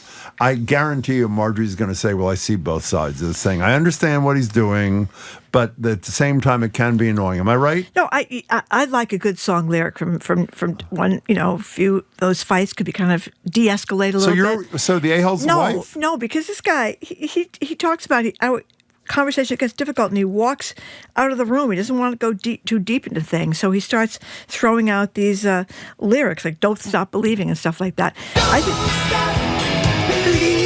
What's wrong with that? So let's do this. Yep. Cue that up again, by the way. So the wife says to him, for example, I think our marriage is a mess. And apparently they get along well, so this wouldn't happen. They do. They're very happy. Our marriage is a mess. Yeah. And I'm really sick of how sloppy you are. I'm sick of the fact that you're always watching the Patriots or whatever you watch all the time and never pay attention to me. And the husband pauses and says this. Exactly. I mean, that's what he's trying to say. Now, on the other hand, if it were the wife that were doing the lyrics, I could be more on board with the wife because, as we all know, the wives are doing all the work around here. And every time you complain something to her, she could sing, I don't want to be your beast of burden. Oh, I like that. My back is broad. My legs are hurting. You wow, that song, I know it very well, song? actually. I didn't know you know it. 877-301-8970. This is a pretty clear-cut kind of thing. I am totally with the guy, by the way. And obviously, he doesn't have the ability to use his words, as we say to our kids when they were little. Remember when you said to your children, use your words. We can't use his words. He uses other people's words to express what he says. And in all fairness, I don't understand. He's not making light of this. He said he's not really good at serious conversation. So if he used poetry instead of song lyrics, you'd say it was fine, wouldn't you? If that's what it was to express his point of view. I can't get beyond all the lyrics the wife could use. Really? I've walked for miles. My feet are hurting. Beast of Burden. That's like the theme song of every wife. Do that for the whole 20 minutes? Well, it's kind of. I think it catches on to the flavor of most marriages. The wife is the beast of burden, and the husband's watching the Patriots. 877-301-8970. And by the way, not only would we like you to tell us who you think is the a-hole here, if anyone out there, and I bet you there is, if there's anybody out there like the husband of 33 years in this story who has done a similar thing, use the words of others to try to express his own opinion. We like to know which songs people pick the lyrics from too. That's key. Maybe people could sing a verse. That's fine. And by the way, even if they haven't done it, what they would use, that's your point, is it not? That's right. What verses, what lyrics would you choose if you were in a contretemps? Do you have any lyrics that you choose? Don't worry, be happy, is my view. Don't worry, be happy. That's a good way to deal with your spouse, isn't it? When there's a difficult problem, you just say that, and everything is fine. be happy. Exactly. Wouldn't that calm you down if you were really angry in a relationship? Okay, and you started playing probably that? not if you're really mad. Karen in Wellesley. Thank you for calling, Hello, Karen. Karen. Hi, how are you? Hi. So I'm calling because my husband is a great guy. Everyone loves him. He's a big jokester. He's witty. He really, most of the time, makes me laugh. And I love him for that. However, if we are going to have a serious conversation about anything, the joking never stops. And I realize that that's his way of dealing with a serious situation. So I give him a little bit of flack on it, but it annoys me to the point where I want to punch him in the throat. Oh, really? I think your husband. Oh, keep going. We have a generally good marriage. Generally, yeah. We get along. We agree on most things. Most things. Just to give you an example. Please. I got into a minor fender bender with a car, 2013. Sure. I'm ready to get a new car. So we're discussing a serious issue of finances. And I say the words, maybe I should get a new car. And he says, nude? You want to be nude in the car? It's like, By the way, has your husband ever called our show? He sounds brilliant. Can you give him the number? Karen, it sounds like your husband is the person in this story because he admits, truth be told, when things get too serious, I want to deflect. So I don't want to go too deep into feelings. When a conversation gets too difficult, I want to leave the room or make jokes. This guy is your husband. There you go. He is, and I think he's the a-hole. Well, let me ask, before you go away, because we don't want to leave people hanging, did you want a nude car, or is that what you wanted, or not? Karen, that was... Go ahead. I'd like a car with a bra. Karen, that was a great start to the conversation. Thanks for sharing that story. We loved it. Thank you. 877-301-8897. By the way, it's really good she called because I hadn't even thought of that. It's like humor kind of thing. It's like a lot of people, particularly men, I know you're going to say this, so I'll preempt you, are not very good at serious interpersonal kind of things. So they do the best they can. I'm not defending them in all circumstances, but her husband and this singing guy... You know what? It's like when people get really upset. Does he sing the lyrics or he recites the lyrics? I wasn't totally clear about that. Are you? I think he sings song lyrics. He does sing He puts it to music, Jim. Okay. And he kind of dances a little bit, too. Can we also have... By the way, she thinks it's an avoidance tactic, and that's what it is. Let's have the Beatles tune, because this is perfect. This is conciliatory. This explains, I really do want to work with you, my love. Here's what the Beatles had to say. We can work it out. We can work it out. That was right before John Lennon got divorced. Try to see it my way. Exactly. Try to see it my way. 877 Cynthia was out the door. 301-8970 is the number. We're talking about who is the a-hole. As always, Marjorie is saying the man is the a-hole. Okay. And what? One of the texters has a good point. What is it? After he actually talks, she's going to wish he just quoted songs again. That's a good one. That's a good one. You want a nude car? Is that what they say? Where are we going next? 877-301-8970. You know what I've noticed lately? What have you noticed, Some of our Jim? best Who is the A-hole are not coming from Reddit these days. The Guardian really has some I love the fabulous... Guardian. And you know what they do, by the way? I don't know if you know this. They have... We should have done this. Maybe you can read from it in a minute. They have the other side respond. They have the person who is suggesting their partner, their friend, or whatever, their neighbor is the a-hole, and then they get a response from the person being accused of a-holism, which is really quite great. Here's a good one. If Jim is happy and he knows it, clap his hands. If you're happy and you know it, clap your hands. I love that. If you're By the way. Did you love that when your kids were I've been kids? doing it with the grandkids quite a bit too. We're dancing around, singing to that one. Scott in Rhode Island, thank you for calling. Hey, Scott. Hi there. Can you hear me? We can, yes. Okay. My wife and I both love music, and we often will start a song, one of us, and the other one will pick it up. And it kind of becomes a fun way of interacting. And the fact is, I mean, I don't try to interrupt her with lyrics of songs, but it's a kind of a nice thing that we share. Of course, we both know a lot of songs in common, and we've been married a long time. So for me, it's a fun thing. Maybe the woman that's upset should learn a few of her own favorite lyrics and, toss them out there. That is Great a brilliant idea. Meet fire. What's that expression? Meet fire with fire. Well, What's meet the fire verb? with fire. Thank you, Scott. That was an excellent suggestion. Thank you very much for the Here's call. a favorite lyric of a What? texter. What is it? Love is like a ball and chain. Janis Joplin. Oh, that's beautiful. Like that. You know what also is in this piece? The response from Randy. Randy is the husband, the 33-year-old lyric singing he's husband. He's the husband. You know what's a great one we haven't thought of? Also from the great Joni Mitchell.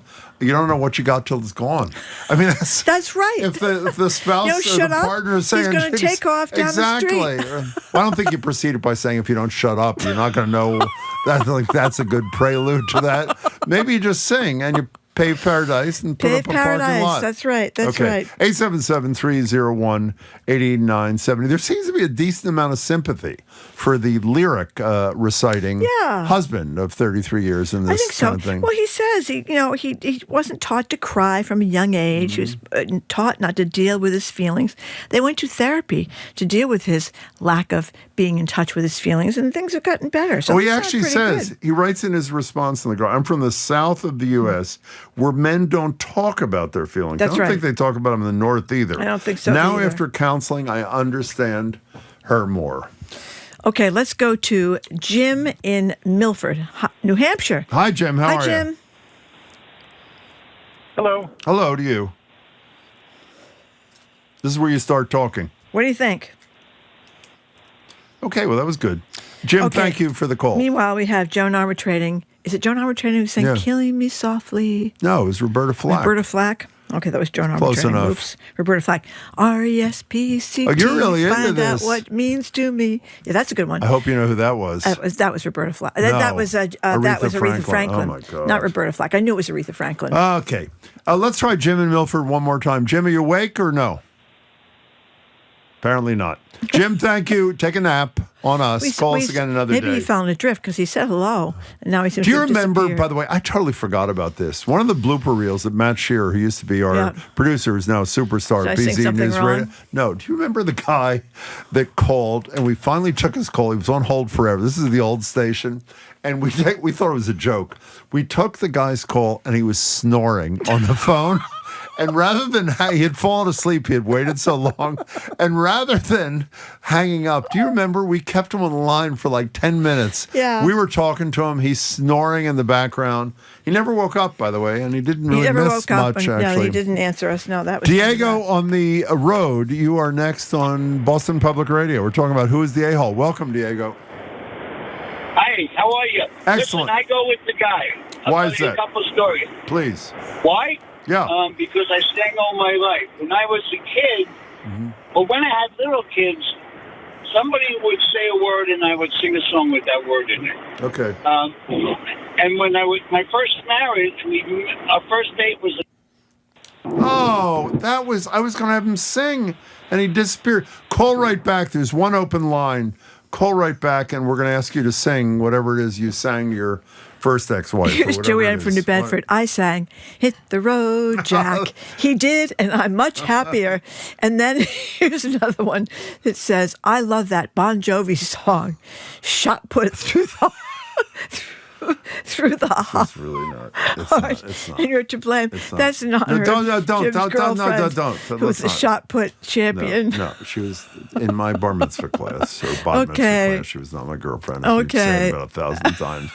Pat, Rhode Island, you are next on. We hope that guy calls back. We really want to have you sing. Hey, Pat, how are you? Hey, thanks so much. Thank you. This certainly resonates with me. Why? Because my husband and I, we've been married 52 years. Oh, my God. Congratulations. Yeah. Well, thanks so much. And, of course, I am always Mrs. Right. Yeah. And so my husband recognizes that at times. And Yeah. when things might get a little intense, he will always come back with, "Nobody does it better." Carly Simon's. I Carly love Simon's that. song. Isn't that cool? Yes. That is and beautiful. of course, it just cracks me up, and then we're over it. Now, is he a one-song pony? Is that all he sings? Is Carly Simon, or does he have other things in his? No, That's no. it. One deal. No, that's usually it. Every Okay. once in a while, it will come up, and he'll come back, and of course, I'm not expecting it, and then that I laugh, and the whole thing is over. That is beautiful. That was a great story, now, Pat. That's Thank you. the happy marriage. Yeah. The following texter has a not so happy What's that, marriage. please? I think the lyric is from Carole King. The texter says, "It's too late, baby. Yeah. Now it's too late." We like that You're one having too. the most fun I've ever seen Well, you have. I love these little songs. Somebody else says, "This is Josh in Waltham." Says, "I can't wait to calmly state we all live in a yellow submarine." The next time somebody I'm having an argument with, throw that in there. Yeah. What the hell's that got to do with Maybe anything, that's what we should Josh? do when the ICE people come. We all live. No, they You love. think that By the way, would they work? love singing. I found them to be great sing-along people. Eileen in a car. You are next on BPR. Well, Eileen, wait a second. Marjorie's having an outburst. Peter Mystic says the only song lyrics I use in conversation were written by David Byrne. Psycho killer. Qu'est-ce que c'est? Eileen, welcome. Hi. Sorry you had to wait there for Marjorie's little Hi. thing. Hi. What's going on? Not a problem. Yeah. Well, I'm on the side of the exasperated wife. I think that the husband is dodging having a real conversation with his wife. He is playing a game of verbal tennis. She hits a statement across the net, and instead of responding, he hits back these lyrics. And it is unserious. It's almost a way of saying, I'm just a little boy. I can't deal with these serious issues, so I'm going to make light of it. By the way, unfortunately, I think point. that is a perfect analysis of the situation. Thank you, Eileen. Oh, we have the wife's theme song ready to go by Aretha. Ready? Here we go. R-E-S-P-C-T, find out what it means to me. R-E-S-P-C-T, T-F-T-C-P. You know, before the segment started, Marjorie said to me, we got to play that Karen Carpenter song, Respect. It's really one of the great... She did such a beautiful job with that. Really. Yeah. Okay, here's another Rolling Stones one that comes in handy with the children. This person says, never mind your wife. You can't always get what you want, but you get what you need. You know that Stones song? No, I think I might have heard that. Yeah, we're back in the 60s, and if you try Jim. sometime... If you he's still doing it. You try sometime. You get what you need. You get what you... No, isn't get what you Yes, want. no, You can't get what you no. need, you get what you want. Okay, fine. Let's go to... this really is... We're back in the 60s. The Rose in the car. Hi, Rose. Hello. Hi, how are you? Can you hear me? I think we can. Yes, we can. Hello. Oh, okay. Hi. So my husband and I, we actually quote sometimes song lyrics to each other, depending on what's going on. There's always a Princess Bride quote that that's right. is appropriate. There's always a sign. Oh, there you are. Say it again. We lost you for 5 seconds. The Princess Say it again. Bride. Yeah, go ahead. We got that. Oh, the Princess Bride. And there's always a Seinfeld quote for anything that's going on. There's always something. Like what? From Seinfeld. Well, it depends on the situation. Like, even when we're watching, MSN and we're watching some political commentary, there's always something. I knew you would ask me, and I wouldn't be able to think of it right now. Well, Rose, can I tell you, I know what you and your husband have said to each other since you said you quote Princess Bride. In a good moment, I'm sure you say to each other, marriage is what brings us together. Rose, thank you. There's also a lot of I'm waiting. Yeah, that's right. We have that. By the way, Rose, thanks for the call. What do we have a clip of? I didn't hear that, Jamie. Oh, we have. This is, by the way, speaking of Rob Reiner, which one of the great movies. Is there anybody that doesn't like Princess Bride? It's a great movie. One of the greatest movies ever. Love it. And our favorite line, and if you're faithful listeners of the show, in our 27 years in the air, I don't think we played this more than like 3,000 times, maybe 3,500. Airplane in this. Here's this great moment in Princess Bride. Marriage. Marriage is what brings us together today. Marriage, that blessed arrangement, that dream within A dream. Oh my God. That sounds so much better. I forgot the extended portion of that thing is pretty great. That's a great. So now I don't know this lyric. I know the phrase. What is it? Well, Pat from New Hampshire says the lyric his wife always uses against him is from a U2 song, "Trying to Throw Your Arms Around the World." But the quote he uses is, I've heard elsewhere, "A woman needs a man like a fish needs a bicycle." That's what she says to him. Diego is back. Diego's the one who was singing the people. Diego, I'm sorry we cut you off or whatever we did. Welcome back. How are you? I'm still good. So my first marriage, I met my beautiful wife on a canoe trip through the Allagash Wilderness, and there was a hurricane. But because we fell in love, we had to go in the same canoe. Neither of us was experienced. And after a couple of days, I would sing, and she would say, "Stop singing and paddle." And that was the next 14 years of our marriage was like that. So what did you... I'm not married now. It's shocking that you're not married, actually, Diego. No. I'll tell you, really. How about wife number 2, Diego? Did she let you sing? I'm going to go right to my novia, who I fell in love with at 70. She loves to sing, and we sing all the time, and she gets earworms. So the game is, and you can do this with anyone, is you say a word. Deportation. Okay, I'll try again. I'm sorry. Okay. Love. What's love got to do with it? Splendid thing. Oh, that is so nice. Do you love me? I can really move. And you can throw in the third one. Anyway, give us happily ever after. Give us a third one, Diego. Give us a third one. Third? A third one. Love. Yeah. I love you. What more can I say? Okay, Diego, Thank you, how many Diego. wives in total have there been here? How many wives? I had 2 wives, and they both lasted 14 years, which apparently is my limit. Or their limit, I think is more appropriate. Thank you. Even though this has absolutely nothing to do with what we're talking about, since I mentioned a minute ago that we play marriage quite regularly. I said that. The only thing we play more frequently is Marjorie's favorite airplane clip, which we will share with you right now. Looks like I picked the wrong week to quit sniffing glue. Why is it that... It preceded... Sometimes we should play the whole one. It starts with, I think you picked the wrong week to quit smoking. Then it goes to drinking. Then it goes to amphetamines. We have it. Let's hear the whole thing. We're not going do we anywhere. have the Go whole ahead. Yeah, thing? we do. Yeah, go ahead. Okay. Let's go. It's coming in a second. Okay, it's coming in a second. Meanwhile, love, what's love got to do with it? That's a favorite one that people... Looks like I picked the wrong week to quit smoking. Looks like I picked the wrong week to quit drinking. Looks like I picked the wrong week to quit amphetamines. Looks like I picked the wrong week to quit sniffing glue. By the way, it is just Leslie and he Nielsen. plays like the air traffic controller guy that's supposed to be in charge of everything. It's just planes flying around upside down and backwards. Okay, Billy and Holliston. Oh, people don't like my singing. It's painful to hear. I think it's actually quite lovely. Yeah, I'm getting You're no trashed. Diego, but you're good. Billy and Holliston, you're next. Hi. Hi. So I think the artist that you're missing that's the soundtrack to so many love stories is Barry Manilow. Yes. I mean, who is not a Barry Manilow fan out there? And from anywhere from Somewhere in the Night We Will Go, or even Looks Like We Made It. Oh, that's... I thought so until today. Or even now. I mean, the list goes on and on. Billy, you're got a great voice. Give us another one. All right.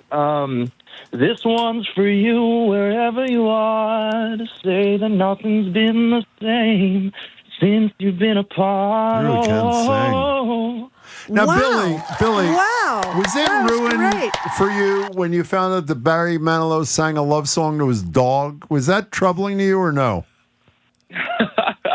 Well, it was a beagle, so there's nothing wrong with that. Billy, that was great. That was Thanks for great. the call. That was really terrific. Now, a texter just said, his name is John, my dad is always singing, You Don't Know Me. No, he's not John. It's Hannah. It's Hannah. Oh, Hannah's dad. Oh, no. He's always singing the song, You Don't Know Me. I'm sorry, Hannah. I'm sorry. What's the golfer John Daly got to do with it, though? Okay, fine. Let me just say one thing. We also have a song. This is really going off the rails, but it's fine. We have a song that our coworkers say that Marjorie quotes all the time, What's which that? is, we're about to hear it. Alvin! This is really... Can you move to another... You have to stand for this because I have a lot of crap on the that's chair. Alvin and the Chipmunks. Yeah. Well, oh, here's another good one if you're having this conversation from Fleetwood talking Mac. to Jared, by the way. What? Go your own way. Yeah. That's a good one. You can go your own way. Yeah. Okay. I'm sorry about my singing. What do you... I get carried away. Did you hear her singing at all? I I kind of lost the thread, but there was a fight about singing. Can I tell you, what did it turn into? lost the thread. As soon as we talk about glue sniffing, everything really gets away from us every single time. Where are we now? Yeah. Now, Marjorie, can we play that one more time just to make me happy? Go ahead, play the whole thing. Marriage is what brings us together. Keep it going. Today. Marriage, that blessed arrangement, that dream within us. A dream. By the way, your thing yesterday on Groundhog Day, I knew I was going to like it. It was great. 10 times better than I even expected. It's so much fun, those movie things you do with the listeners. Well, especially if you haven't seen it in a long time, and then you realize, whoa, well, this is a completely different movie from what I remembered. Yeah. Oh, yeah. I loved it, though. Yeah, it was great. Who is Andy McDowell? Is that Andy McDowell, yeah. Loved her. She's gorgeous. She is gorgeous. Would you be upset if you were in a conversation with someone every time you tried to have a serious discussion, they broke into song? Jim, I will say 95% of the time he has the right answer for me. I would say the answer is you would totally hate it. You are totally correct. Exactly. Yeah. You have a real conversation, right? Yeah, you can't but start the guy singing in the admits he's not good at serious conversations, and he's doing the best he can under the sun. He went to a shrink. I mean, not the counselor for the family and so whatever. He just defaults to singing? Yes, he does. I mean, if I'm in a fight with Hugh Jackman and he starts singing, that's okay. Yeah, that's true. If you start singing, we forgot the Righteous Brothers. You've lost that love and feeling. Yeah. Oh, so he's articulating his arguments in song. That's what the whhole thing is. Yes, he is. He's throwing out lyrics when they're trying to have a serious discussion. Because he's too anxious to use his own words. Yeah, some people laugh when they're nervous. I do that. I laugh a lot. You do. That's Marjorie, actually. That's sound of Marjorie on a show last week. Can we have that one more time, Marjorie laughing, please? Exactly. She had a voice change. Yes, what? You can just default to end it by, you are the wind beneath my wings. Did you ever know that you're my hero? That's right. Bette Midler. Speaking of Barry Manilow. That was a great one. Okay, what are you doing on the show thing? Oh, I can't tell you because Marjorie just... Oh, she took it. Marjorie, by the way, Marjorie literally starts cleaning up and grabs Jared's stuff. Sorry. You were like a vacuum cleaner. Oh, well, I lost something. Okay, what are you doing in the show? Where is it? Now we know about my short-term memory issues. We have Donald Nally on the show. He is of the Grammy-winning contemporary choir. No, that's not it. The Crossing. And they're up for a Grammy this weekend, so we're going to be talking about the choir performing at the Crossing, performing at Boston Symphony Grammy Orchestra. Sunday night, right? Sunday night. Okay, good. Max Chow-Gillette is here to talk about his 25 hours at the Moby Dick Marathon at the Whaling Museum. And then Julia Swanson is here with the Art Walk Project. Do you know that years ago, when we were honored to start off the Moby Dick reading at the New Bedford Whaling Museum, Jim shoved me aside so he could be first. That Marjorie says, you have to go first, Jim. I think as the leader of our show. Yeah, it was like. She said, why don't you call yourself Ahab? And I did. And that was Ishmael? By the way, Ishmael. Yeah, can I tell you something? Ishmael, that was about as much fun as any event. I can't wait to hear your conversation. Yeah. It's fabulous. Okay. Call me whatever you want. Goodbye. You can have my paper now. No, I got the right one. Okay, I wanted to mention there's two big protests this weekend. One is at 3:30 tomorrow afternoon, Copley Square, and one is Saturday, 11:30, Boston Common. One is organized by Mass 50501, and the other one, a bunch of groups, including Indivisible Massachusetts. If you want to go, that's the deal. Tomorrow, these are going to be, I could announce these again tomorrow. It's only Thursday. The governor's going to be with us tomorrow. Maura Healey from 12 to 1 at the Boston Public Library. Media Maven Sue O'Connell, a great harpist. I'm sorry, I'll try to do this quick. Zoe Matthews, Nicole Garcia, Hannah Loss, Ronan Keene, Kellen Cockrell ran our YouTube today, our engineer John LaClaw Parker, our executive producer Jamie Bologna. The Culture Show with Jared is right after us. I'm Marjorie Egan. Let me just say, you've never heard the harp played like this in your life. Yeah, I'm very excited. So am I. I'm Jim Bradley. See you tomorrow. Have a great day. Bye.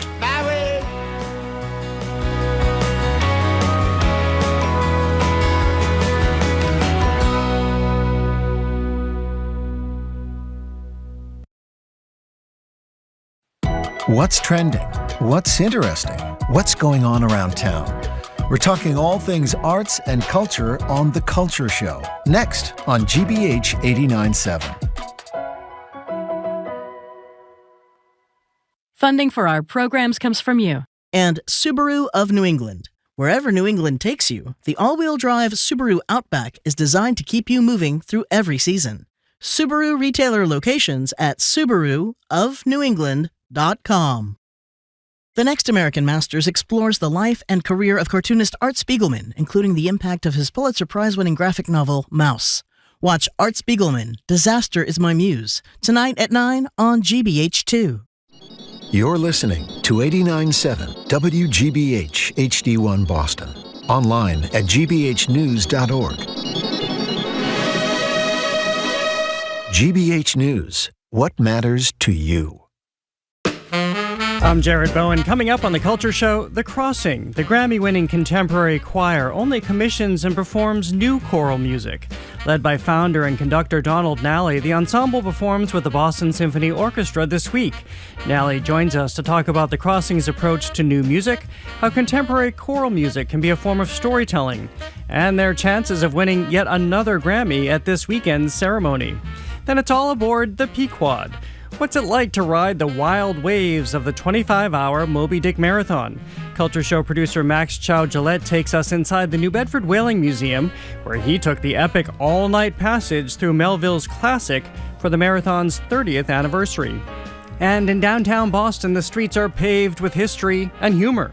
Boston bricks are a series of more than 100 bronze reliefs set into the pavement of Winthrop Lane, each depicting moments from the city's past and present, from the Boston Tea Party to everyday local lore. Culture Show contributor Julia Swanson joins us to talk about these hidden gems that invite discovery underfoot on a historic stroll.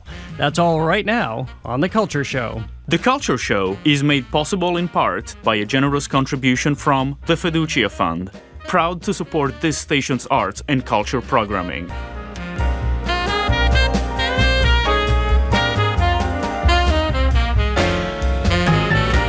I'm Jared Bowen on 89.7 and streaming on the GBH News YouTube channel. This is The Culture Show, and this is The Crossing, performing What Remains from David Lang's pouring ensemble dedicated to new music.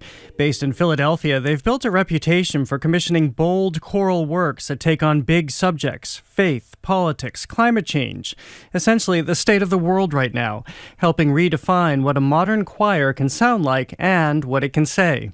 The ensemble was founded and is led by conductor Donald Nally, a major force in contemporary choral music, collaborating with leading orchestras and opera companies across the country. This week, The Crossing is joining the Boston Symphony Orchestra for a program exploring sacred music in the 21st century.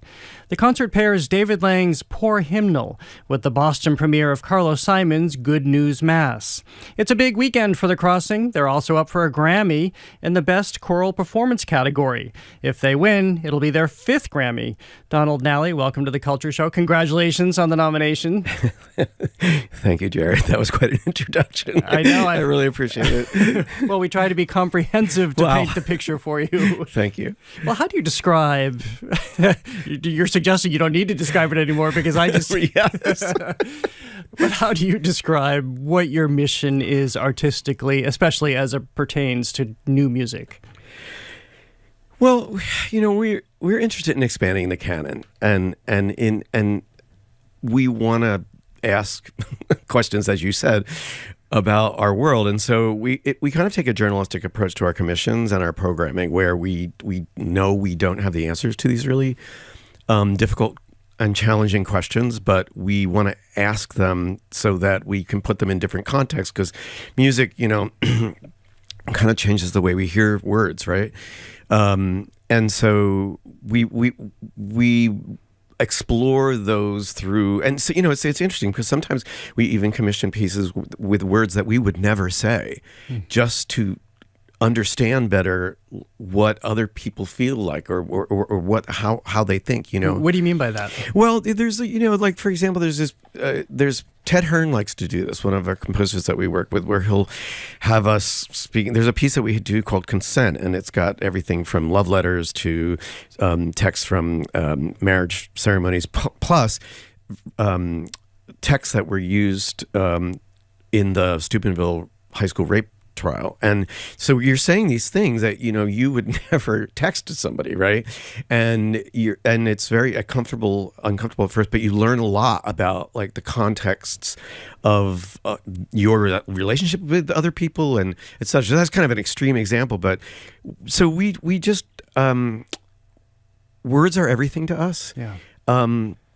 And we're not interested in preaching. Again, I'm not a priest. I'm not a politician. It's not my job to fix the problems. Although I do hope that somewhere in the context of our singing, people will gain an understanding of their, at least their music should change us, right? So maybe gaining an understanding of their relationship to what we're talking about. For you, what is it? What's your understanding of how audiences have received these words in the context of the choral music that we just heard? Well, that movement is really moving movement because it's just a great big long list of all of the things that don't matter when we're gone, right? And the only thing that matters, the conclusive sentence in it, is our good deeds, and Michael Hawes is the soloist, and I think it's really beautiful. But we just keep asking this question: what remains when we are gone? And so for me, there's a lot to answer that question that you just asked me, because first of all, there's the beautiful text, but then there's this setting that doesn't really it doesn't tell us how to feel. David Lang's really good at this. He likes to create context in which the words are really totally the focus. And so it doesn't really tell us how to feel.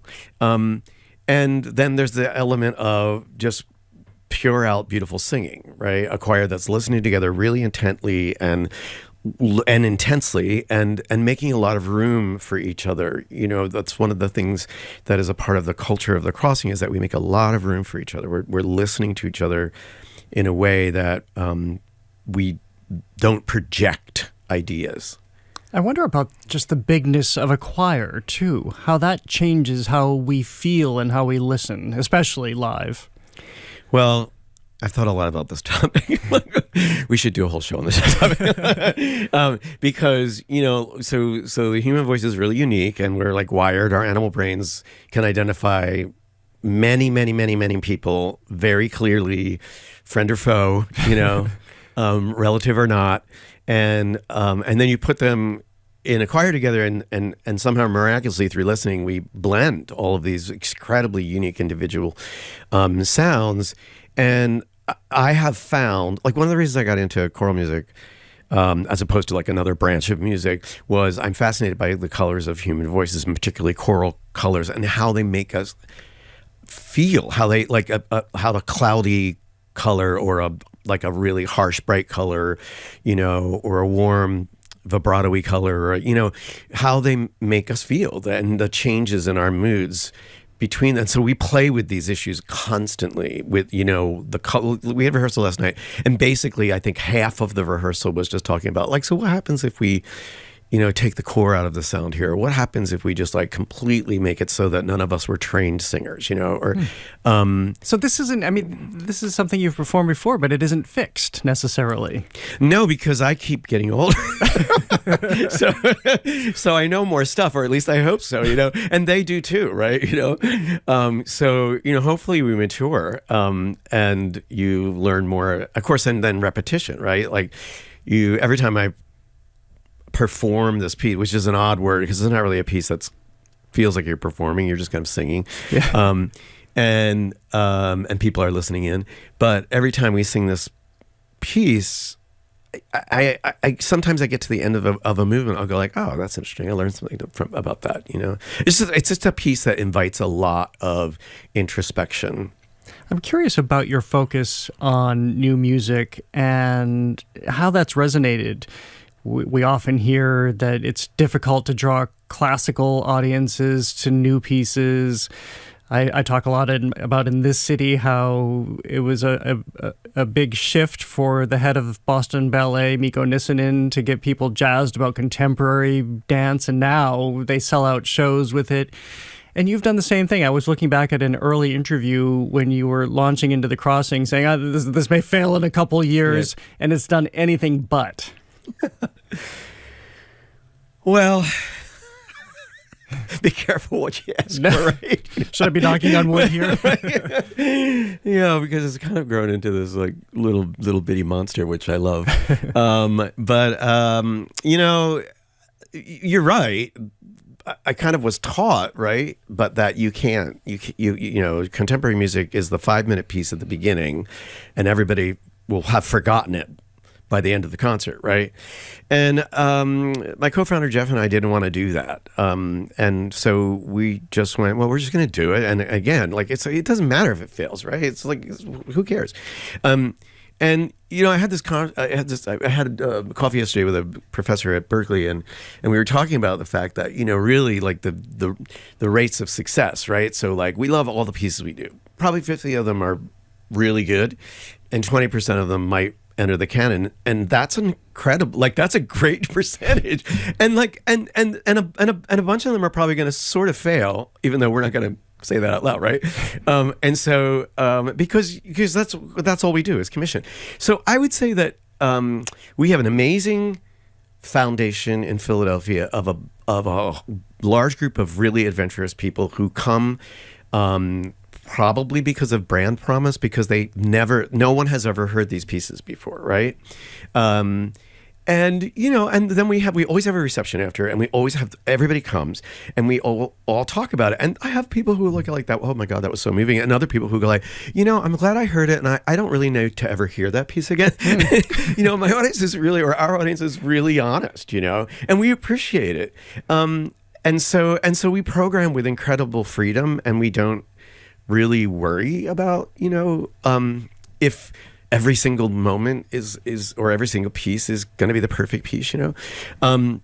So yeah, I think I think risk taking is kind of in, and talking and doing pieces about like social justice topics is kind of in, and still. I'm not even cheeky when I ask this, because of course we've talked at length on the show, and I know you address it as arts organizations about stripping DEI out of efforts. And you should see the emails that I get from people who are like, you know, it's really, because they see us as champions of the cause, right? And I'm kind of like, well, it is just music, right?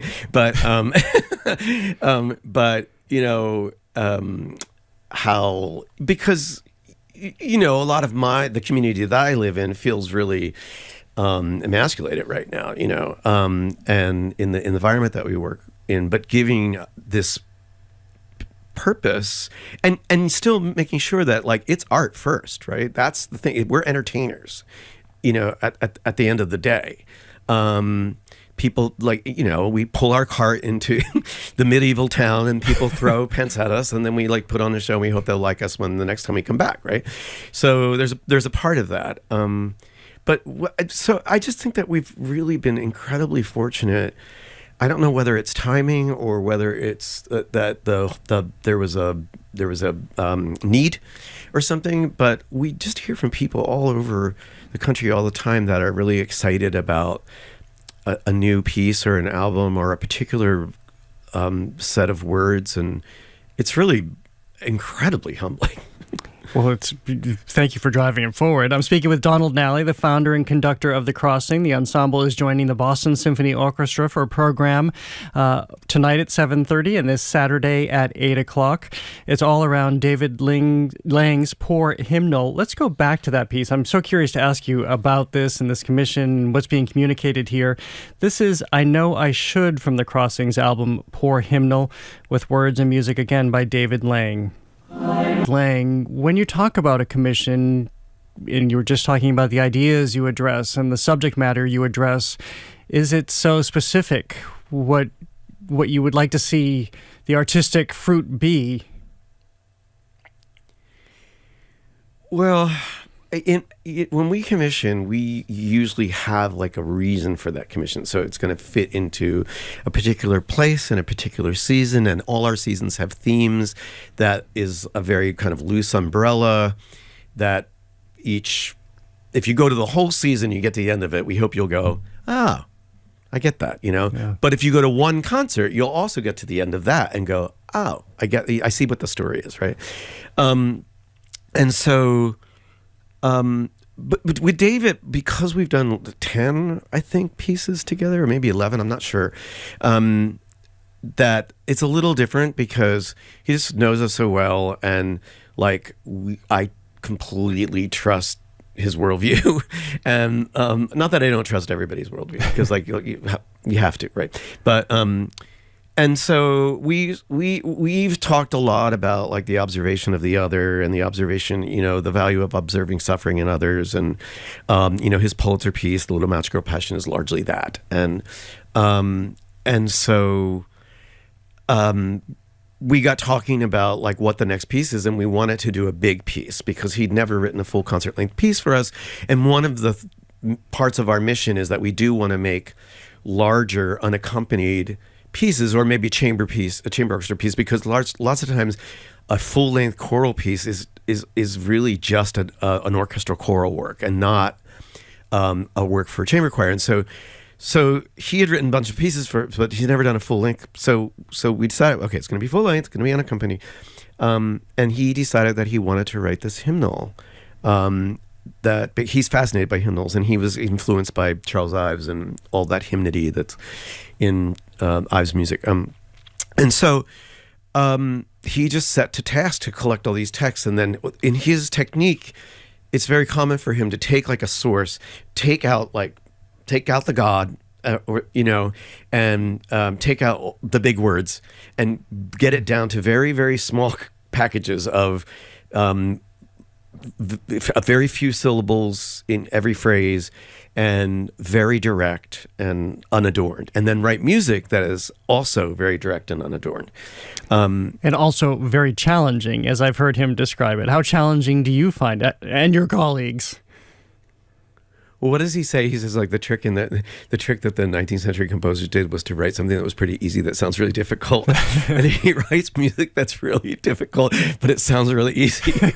And so, thank you, David, because it really does put you on your. The reason that it's challenging is because it's so exposed, and we're just used to hearing music that's lusher than that, and the average listener, or even the advanced listener, doesn't often notice all of the, complex infractions that are going on, because we actually, music is a very imprecise art, and so you can't, with David's music, you have to like get in his zone and not think about perfection, but at the same time, like be very, very specific about what you're doing, or you can hear it, like especially pitch wise. It's just something, the average listener will go like, I'm not really sure what's not quite right, but there's something not quite right, because it's so exposed.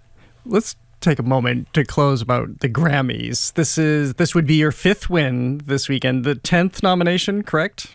11th nomination. 11th, and you've had 10 consecutive years, which is extraordinary. So how do you approach Grammy weekend? Well, I'll be taking a train from Boston to Philadelphia. That is not, for people keeping score at home, that is not where the Grammys are. They are not. They're in LA. No, I've never been. It's done. It's been so great for the ensemble. There's so many people that know us because of Grammy.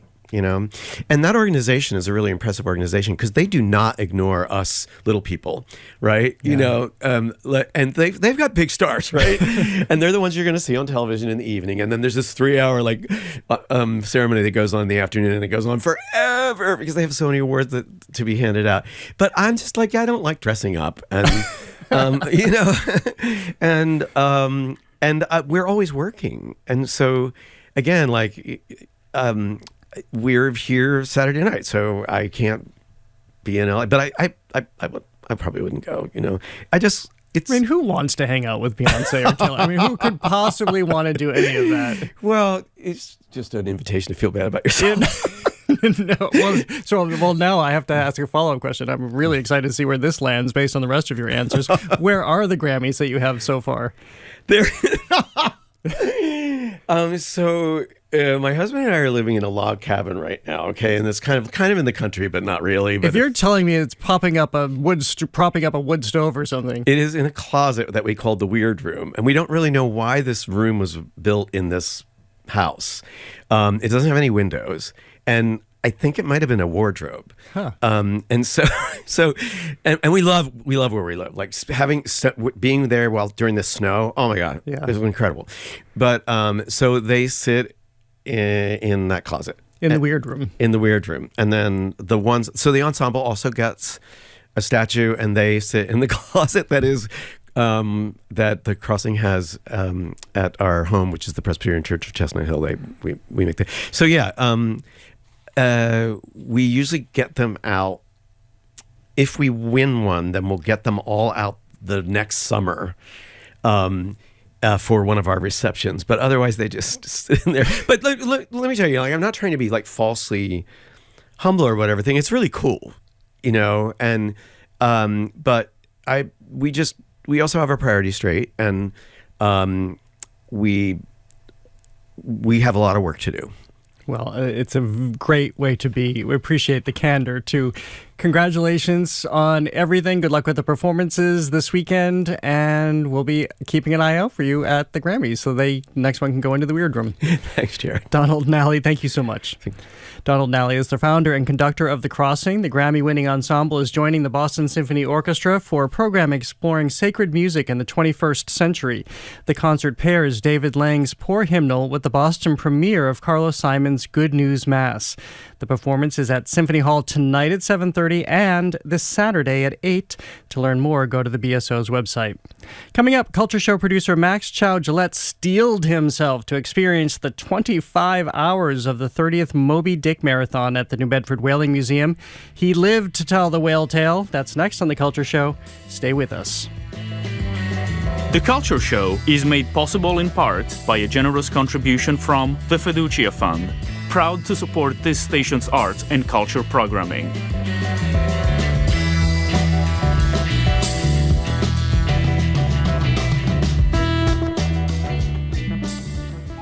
Coming up tomorrow. Governor, hello to you. Hey, good morning. Hi, Governor Maura Healey takes your questions. People have been texting over and over again about concerns about National Grid wanting rate increases. What can be done? The National Grid cannot increase rates. People cannot afford it. And I'm trying to get this energy affordability law passed that will reduce costs by about $13 billion. Boston Public Radio's Ask the Governor, live at the Boston Public Library tomorrow, only on GBH 89.7. Funding for our programs comes from you. And the University of Massachusetts Amherst. UMass, the state's flagship public research university, empowers students to be the future in the pursuit of progress for Massachusetts and beyond. More at umass.edu.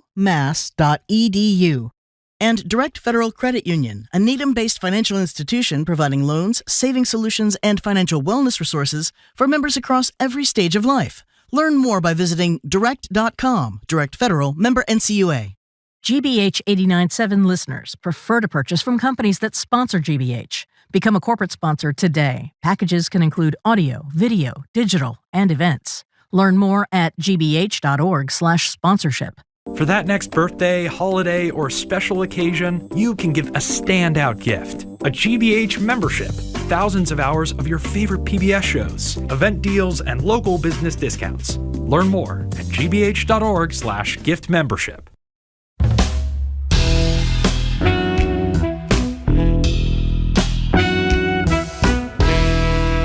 I'm Jared Bowen. This is The Culture Show, live on 89.7 and streaming on the GBH News YouTube channel. For the last 30 years, thousands of fans have descended on the New Bedford Whaling Museum every January for the Moby Dick Marathon, where enthusiasts read Moby Dick out loud from tip to tail for 25 straight hours.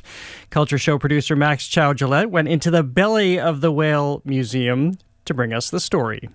And thus, through the courage and great skill in obstetrics of Queequeg, the deliverance... It's 3:27 in the morning, hour 15 of the New Bedford Whaling Museum's Moby Dick Marathon, where enthusiasts read Herman Melville's 1851 epic aloud from start to finish. Drink cups. College student Roman Mullins is exhausted. Feels like it's been days. I'm 3 coffees in. I'm physically tired and mentally strained. I think if Ishmael goes on another rant, I might lose it. Mullins is one of the hundreds of people in attendance for the overnight leg of the Moby Dick Marathon. As a Christmas present from his family, Mullins flew up to Massachusetts from South Carolina with his mom for the marathon. He's a fan of the book, but at nearly 3:30 in the morning, caffeine is the only thing keeping him from falling asleep. I enjoy the parts of the book where he's dealing with stuff and the plot is moving along, but he so frequently gets sidetracked by the vaguest of thoughts that just expands for far too many pages, and you're sitting there contemplating about the differences between two whales that may or may not exist. At this point in the night, it's been 15 hours of sitting in an auditorium. I'm hoping something happens so that way I don't have to think about the whale. The book traces the path of Ishmael, a sailor and the story's narrator, as he travels from New Bedford to Nantucket to board the whaling ship Pequod. Across 135 chapters and some 215,000 words, Ishmael and his crewmates follow Captain Ahab on his doomed quest for revenge against the titular white whale. This year is the 30th anniversary of the Moby Dick Marathon, which began in 1997 with a small group of readers. Now, it's a phenomenon, drawing thousands of fans from as far away as Europe to New Bedford every January. It's 25 hours of live reading. There's a cadence to it that people come to expect. That's Amanda McMullen, president and CEO of the New Bedford Whaling Museum, which has been charting the course of whaling history since 1903. This year, the marathon took place exactly 185 years after Herman Melville set off on his own whaling voyage, right across the bay from New Bedford in Fairhaven. Not unlike a lot of folks who sort of in the 1800s were looking for work, heard about this crazy industry of whaling up and down the eastern seaboard, flocked to the area to find out what it was all about, make some money. I'm not sure everyone new to the industry of whaling understood how risky it was and how incredibly dangerous. But he was like many who flocked to the city of New Bedford and thought, a whaling I will go. To those who travel to the city for the marathon each year, Melville's legacy in New Bedford is palpable. A lot of people will say, I smell him in the air. You know, it just feels like Melville's with us in January. I think it is the charm of downtown New Bedford, the beautiful cobblestone streets, the gorgeous historic district. You start to see people dressed and looking like Melville with pipes and beards, and you just sort of get swept away with it. Call me Ishmael. This is what it sounded like at noon. 15 hours earlier. Scores of first-time marathoners and seasoned veterans filled the museum's two-story gallery, which houses centuries of whaling artifacts. In front of a towering half-scale replica of a whaling ship, a volunteer rang the bell, and the marathon began. Some years ago, never mind how long precisely, having little or no money in my purse and nothing particular to interest me on shore, I thought I would sail about a little and see the watery part of the world. Dozens of luminaries have kicked off the marathon over the years, from actors to writers to politicians. This year's first reader was Reggie Gibson, the inaugural poet laureate of the Commonwealth of Massachusetts.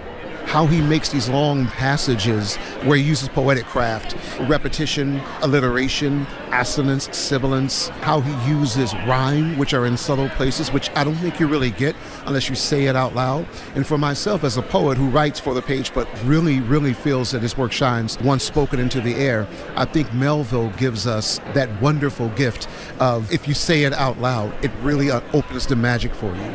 At 1:30, the marathoners lucky enough to snag a wristband moved across the street to the Seamen's Bethel, where sailors often found respite before their departures, Melville included. His visit later served as his inspiration for Father Mapple's nautically charged sermon on Jonah and the Whale, one of the most popular passages in Moby Dick. Beloved shipmates, clinch the last verse of the first chapter of Jonah. People filled the pews of the small chapel. Stone tablets lined the walls, bearing the names of dozens of sailors lost at sea on New Bedford vessels. The assembly faces a unique bow-shaped pulpit, installed in the 1960s as an homage to the one Melville described in the novel. Volunteers handed out sheet music, and local Reverend David Lima, playing the part of Father Mapple, led the assembled in a whaling hymn.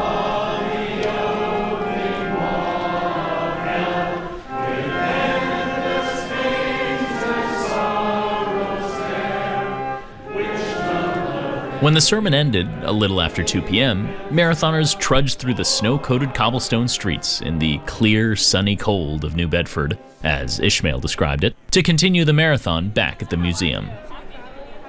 Around dinner time, attendees warmed themselves up with clam chowder, chatting and laughing with one another.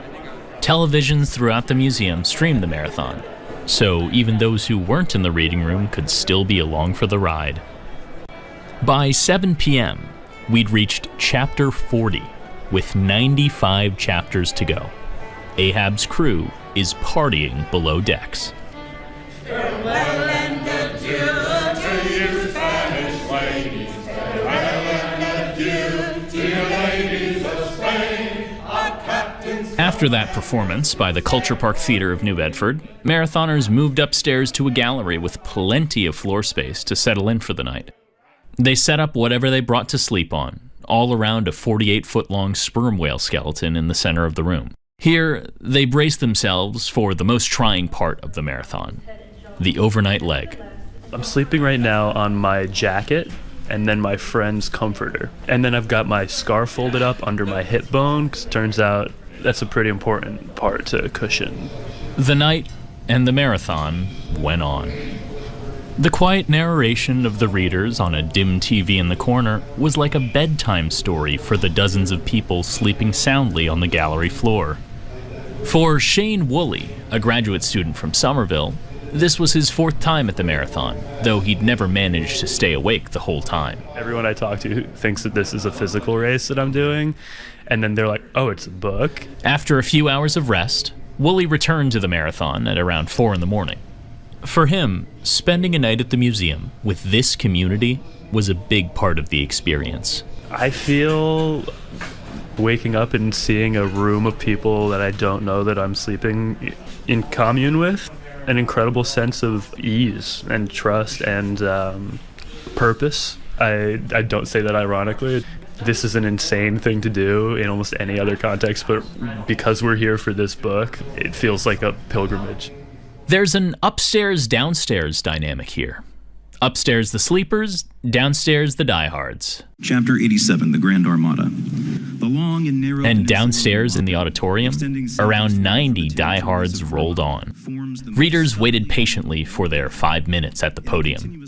It's now 4:45 a.m. If you can't relate at least a little bit to Ahab, I don't think you're reading the book right. Linguist and author Adam Alexic, better known on social media as the Etymology Nerd, was one of the diehards. Last year, he took a 3-hour nap. This year, he wouldn't let himself sleep. Over time, you get mad along with Captain Ahab. There's something to experiencing the insanity of a slightly inaccurate argument about whales being fish while you're delirious in a room of 100 other people. I think that's really beautiful. The book itself is our white whale. To stay up is almost as crazy, in a small microcosm of what Ahab himself is doing.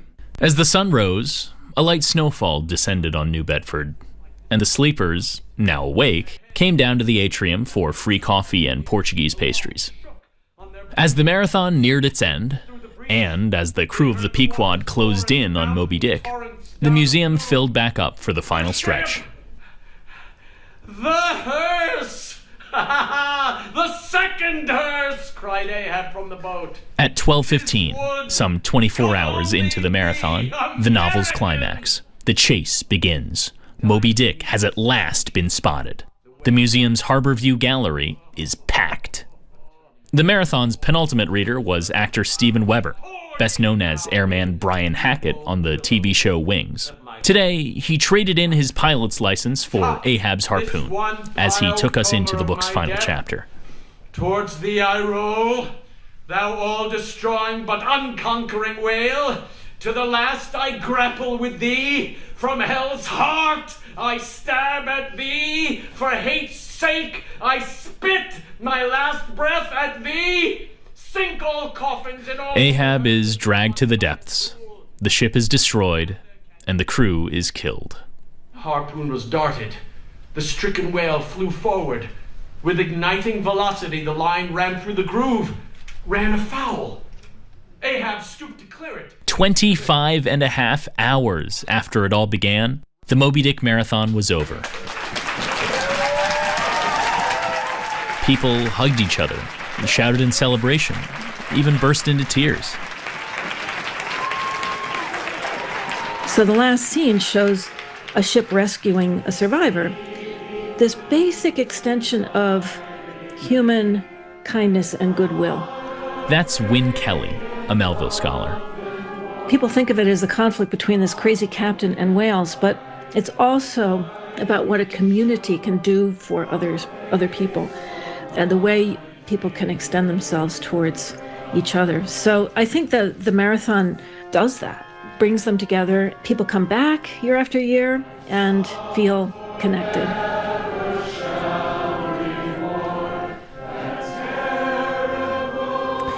Max Chow-Gillette is in here in the studio with me. I had goosebumps through so much of this. I remember texting you as I was getting ready to go to bed in my home the night before. I texted you while I was making breakfast the next morning and just gobsmacked by the notion that you were there the entire time. Yeah, I can't remember if I sent you a blurry selfie of myself at that hour, but yeah, it was pretty early. Well, how do you describe it? We just met many characters that you encountered there, but as you've been able to step back from it and think about it, what do you take away from the experience? I think that it was a marathon in so many ways. I know that when I was talking to people about it, the term survival came up a lot. So I think what I gleaned from the marathon was similar to what I said in the piece, was just that the community around this book, this 185-year-old book, is so strong. And it's really moving to see that all of these people rally around something that still means so much to them all these years later. Well, it's so interesting, this concept of following the arc of Moby Dick, which of course is fraught and has all manner of emotion, of celebration, of hardship, of heartache. How did you feel the narrative of Herman Melville's novel filter into that community? Yeah, we definitely see it insofar as people just... I almost am hesitant to call them anything other than shipmates, going out and seeing all these people, especially when the marathon itself started right in front of the bow of this massive half scale. It was half scale, and it still was like easily like 2 stories tall whaling ship, and seeing all of these people holding their copies of Moby Dick and chatting with one another, laughing with one another, ultimately being in community with one another.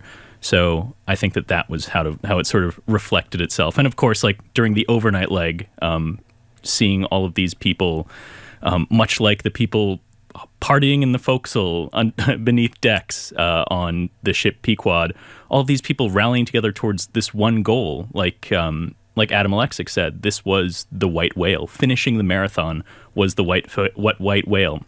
And for 225 people, that was the final count of people who finished the marathon. They were able to achieve that. And really coming from all over the world, how has it taken off and had such renown? I know that this is done elsewhere too, but it does seem, well, of course it's special because it's here in New Bedford and so tied deeply to Melville. Yeah, I think that it continues to grow year after year. 3,193 people visited the museum over the weekend, which was a record, which shattered their previous records. And I think that part of the growth of the marathon has to do with social media. A lot of people learned about the marathon through social media. Adam Alexic, as I mentioned, the etymology nerd, had a TikTok about the marathon go viral last year. And some people that I talked to said that, he inspired them to come out to the marathon. And of course, like word of mouth, some people saying like, I'd been a couple years before, but this was my first time back in a couple years, since the pandemic. Other people saying, this was my first time. I had a friend who was interested in it, and I read Moby Dick a number of years back, so I'm interested in seeing what this community is like. But social media is really the linchpin. I was able to talk to Amanda McMullen, the president and CEO of the museum. I was able to catch her as everyone was filtering out of the museum in my 25-hour hours no sleep delirium.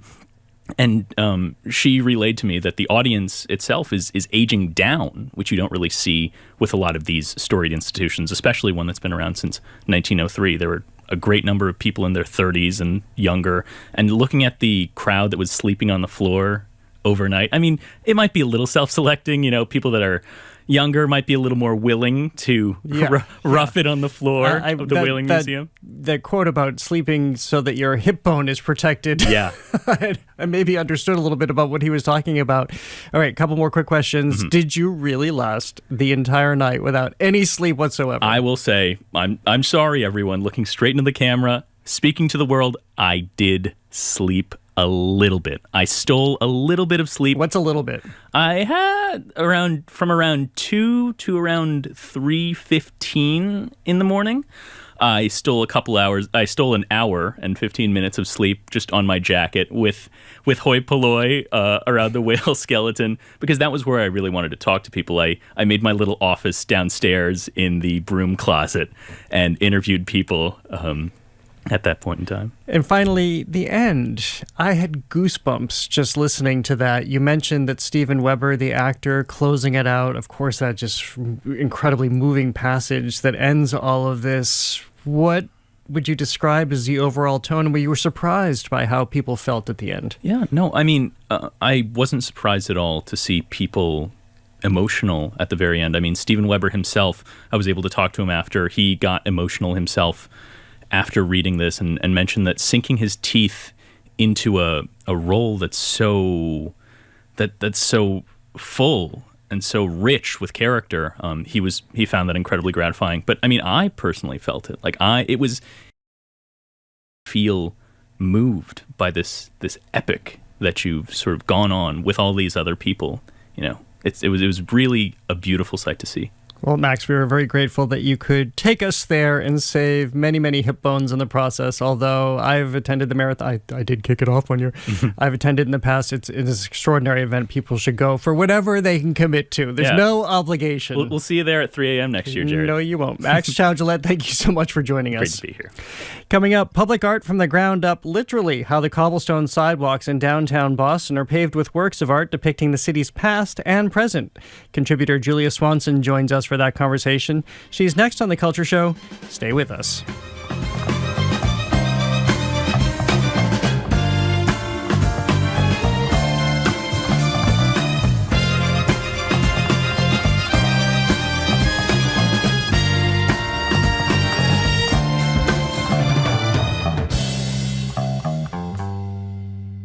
Trade. Huge responses from across Europe, from the Danish Prime Minister. Climate. Picture this all filled with ice. Security. Not only do we need to end the war, we also need to prevent the next war.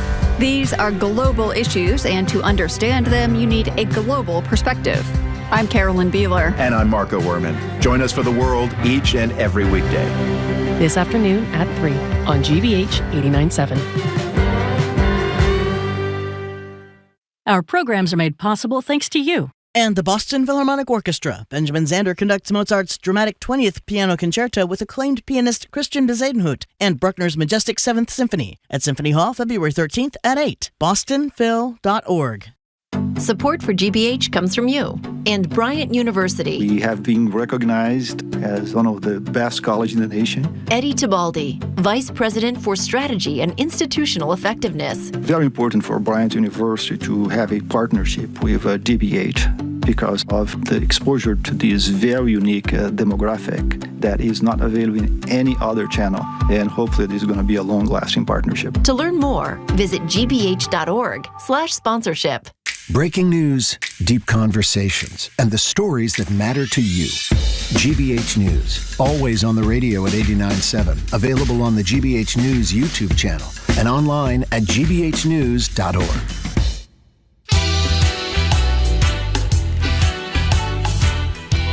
I'm Jared Bowen. This is The Culture Show, live on 89.7 and streaming from our GBH News YouTube channel. It's time for our monthly public service arts announcement with an alert about public art hiding in plain sight. Today we're heading to downtown Boston, where the streets are paved with whimsical works of art that tell the story of Boston's past and present. Joining us as our guide is Culture Show contributor Julia Swanson. She's a multidisciplinary artist and award-winning photographer who is the creator of the Art Walk Project, a series of self-guided micro-tours of art across Greater Boston. Welcome back. It's great to see you. Great to see you too. All right, I'm going to be very transparent here. We are well aware that it is freezing climate out there, and we are still intentionally doing this segment. You intentionally went out despite this weather. Yeah. So what drives you out does the art drive you out in this weather? It does. But also I'm just stir crazy.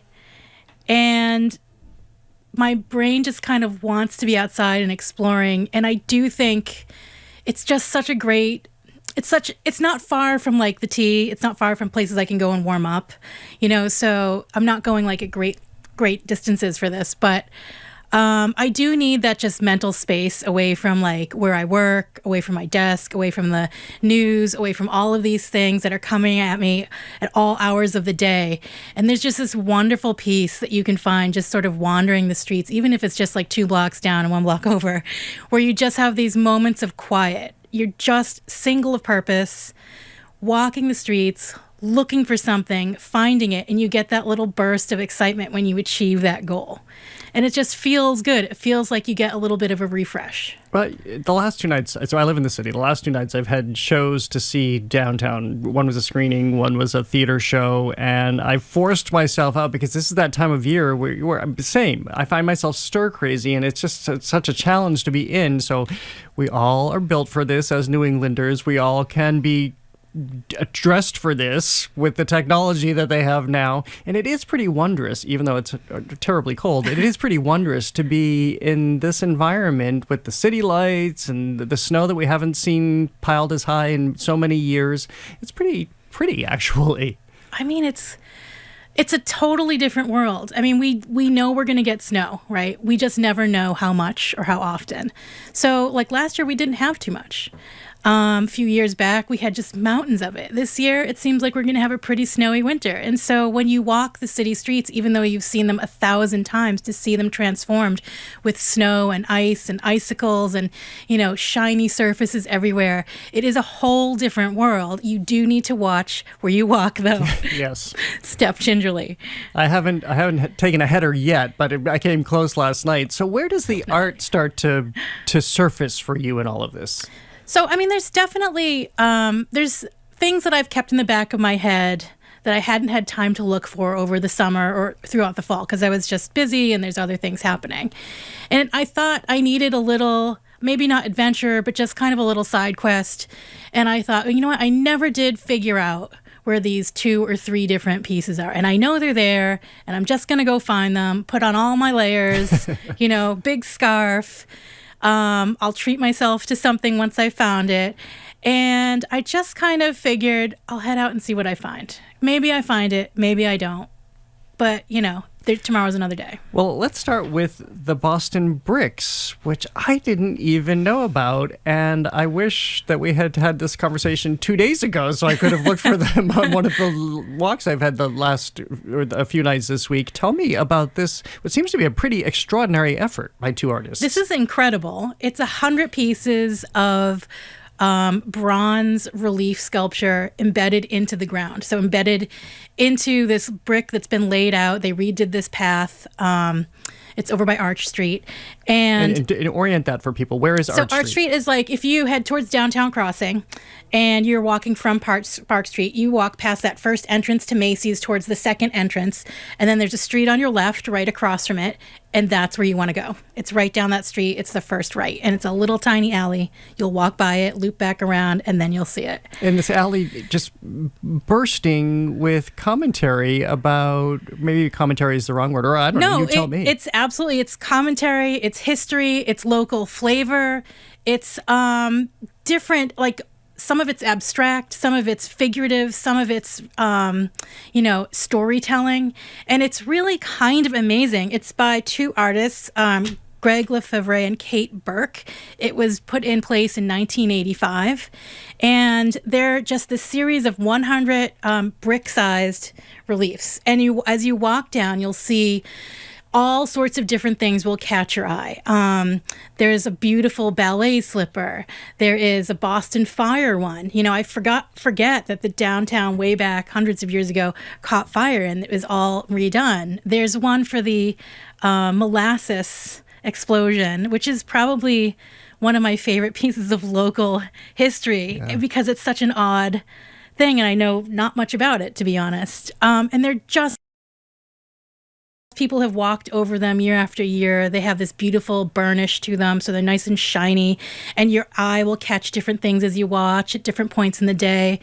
And it really talks about us and our history and our culture and what we have a lot of pride in. There's a lot of like Symphony Hall, the head of the Charles, different firsts for Boston, where Boston is in relation to the moon or how far to different cities, that kind of thing. And so it really is just this wonderful collection of pieces. With a sense of humor, too. There's an angry driver. Oh, my God. So that is my favorite. In the 1980s, we were well known for our drivers. It's that, like, we're all kind of called massholes, affectionately. And yeah, and we're obviously proud of it. And it's just the best one, as far as I can tell, because everybody knows that face sometimes when you're commuting. And sometimes when there's a lot of snow around and you just can't get to the street you need to find. I think we've all seen that face a lot of times this week as we have watched 3 lanes go down to 1 lane. So anything else before we leave this and continue on the tour you had clearly of downtown Boston? Yeah, it's just wonderful. I really encourage people to go take a minute and walk over. I don't know if it's covered in snow right now, but it is a path people walk on. So my thoughts are it'll probably be cleared, if not now, then soon. And it's definitely a nice, few steps away from downtown crossing the T-stop. So if people are just tuning in, I'm speaking with Julia Swanson, Culture Show contributor, award-winning photographer who is the creator of the Art Walk Project, always bringing us the art hiding in plain sight, sometimes even a little under slush and ice, but it's still there at this time of year.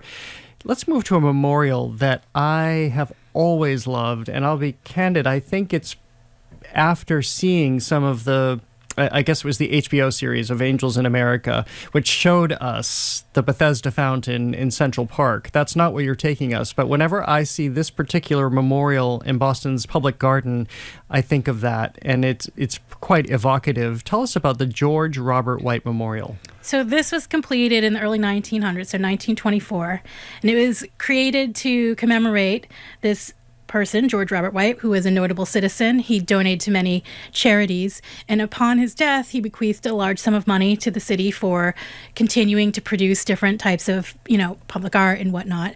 And he requested that they dedicate a certain amount of money to create a memorial to him, which I love.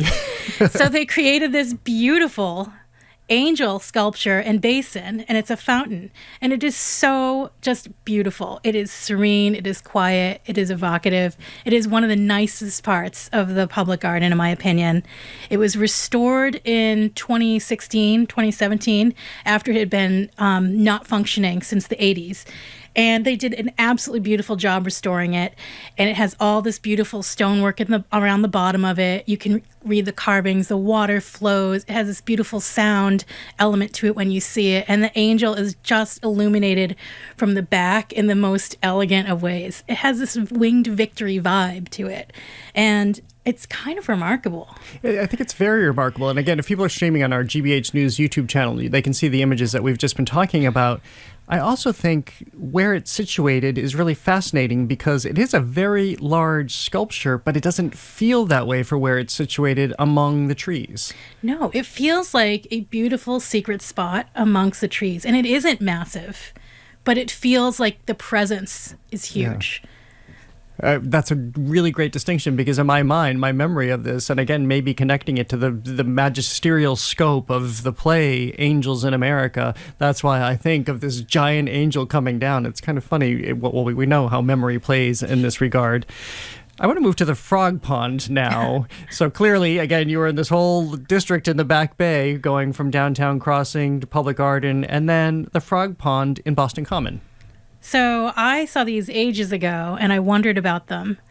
And I keep coming back to them because they are hilarious, fun, and delightful. They're just fun. So they're these life-size, kind of anthropomorphic frog sculptures created by David Phillips, whose work we've seen in Eastport Park, and to be honest, everywhere. He's quite prolific.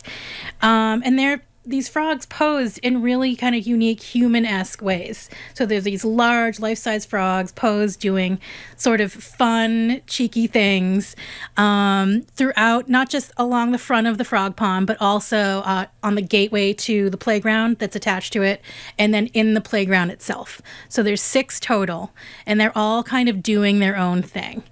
And what I love about it is not just how playful and like sort of cheeky they are, but they all have names. So they're all named. There's 6 of them.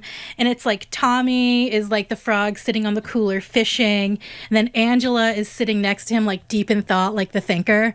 And then we have David, who's waving and beckoning you into the park on the front of the gate. And then we have Skippy, Charlie, and Joan. And they're all kind of doing different pond-related things.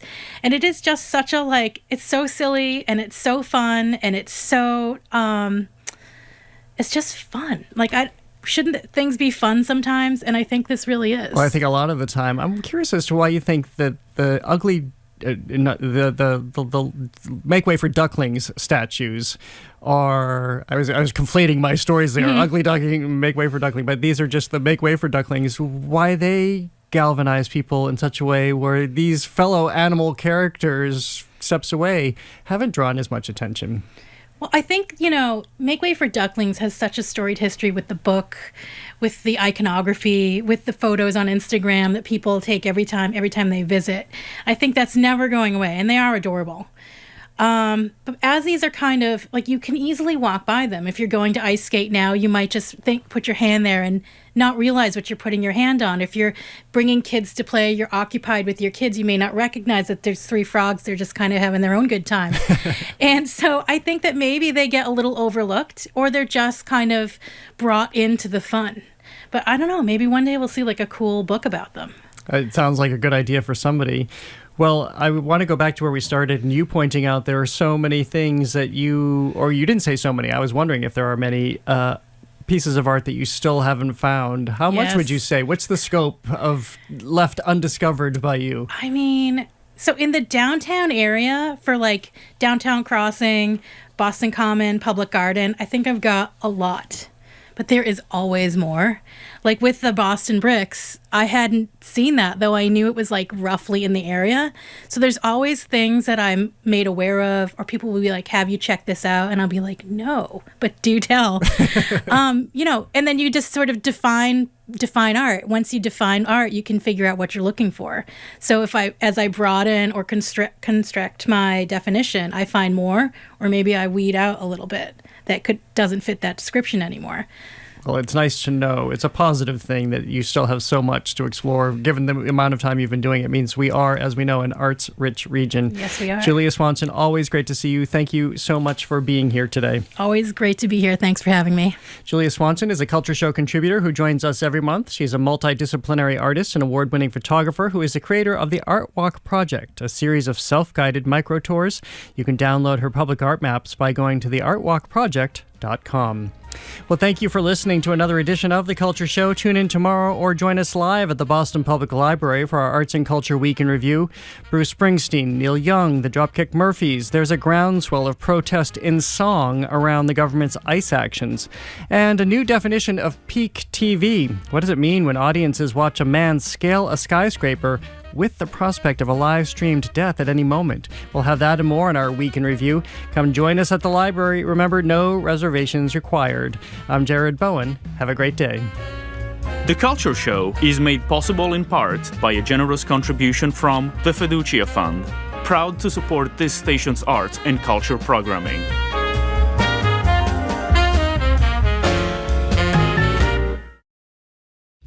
GBH's All Things Considered is coming up this afternoon at 4, with Marketplace at 6:30. But first, get a global view of the news with The World. Up next, here on GBH 89.7. Support for our programs comes from you and members of the GBH Champions and Beacon Circles. These most generous annual contributors lead the way in sustaining GBH as a public media resource available and free to all. Learn more at gbh.org/support. In this German-language drama, investigators must get to the bottom of complex murders in the heights of the beautiful but treacherous Austrian Alps. Watch Murder in the Mountains, tonight at 10 on GBH 44. I'm Arun Rolfe. Today on GBH's All Things Considered, Governor Maura Healey announces new steps aimed at protecting Massachusetts residents from ICE. Attorney General Andrea Joy Campbell is suing 9 cities and towns over non-compliance with the MBTA Communities Act. And you may have heard that should a full-on trade war break out with the United States, the European Union could deploy an economic bazooka. What that means and all the day's news starting at 4 on GBH 89.7. You're listening to 89.7 WGBH HD1 Boston. Online at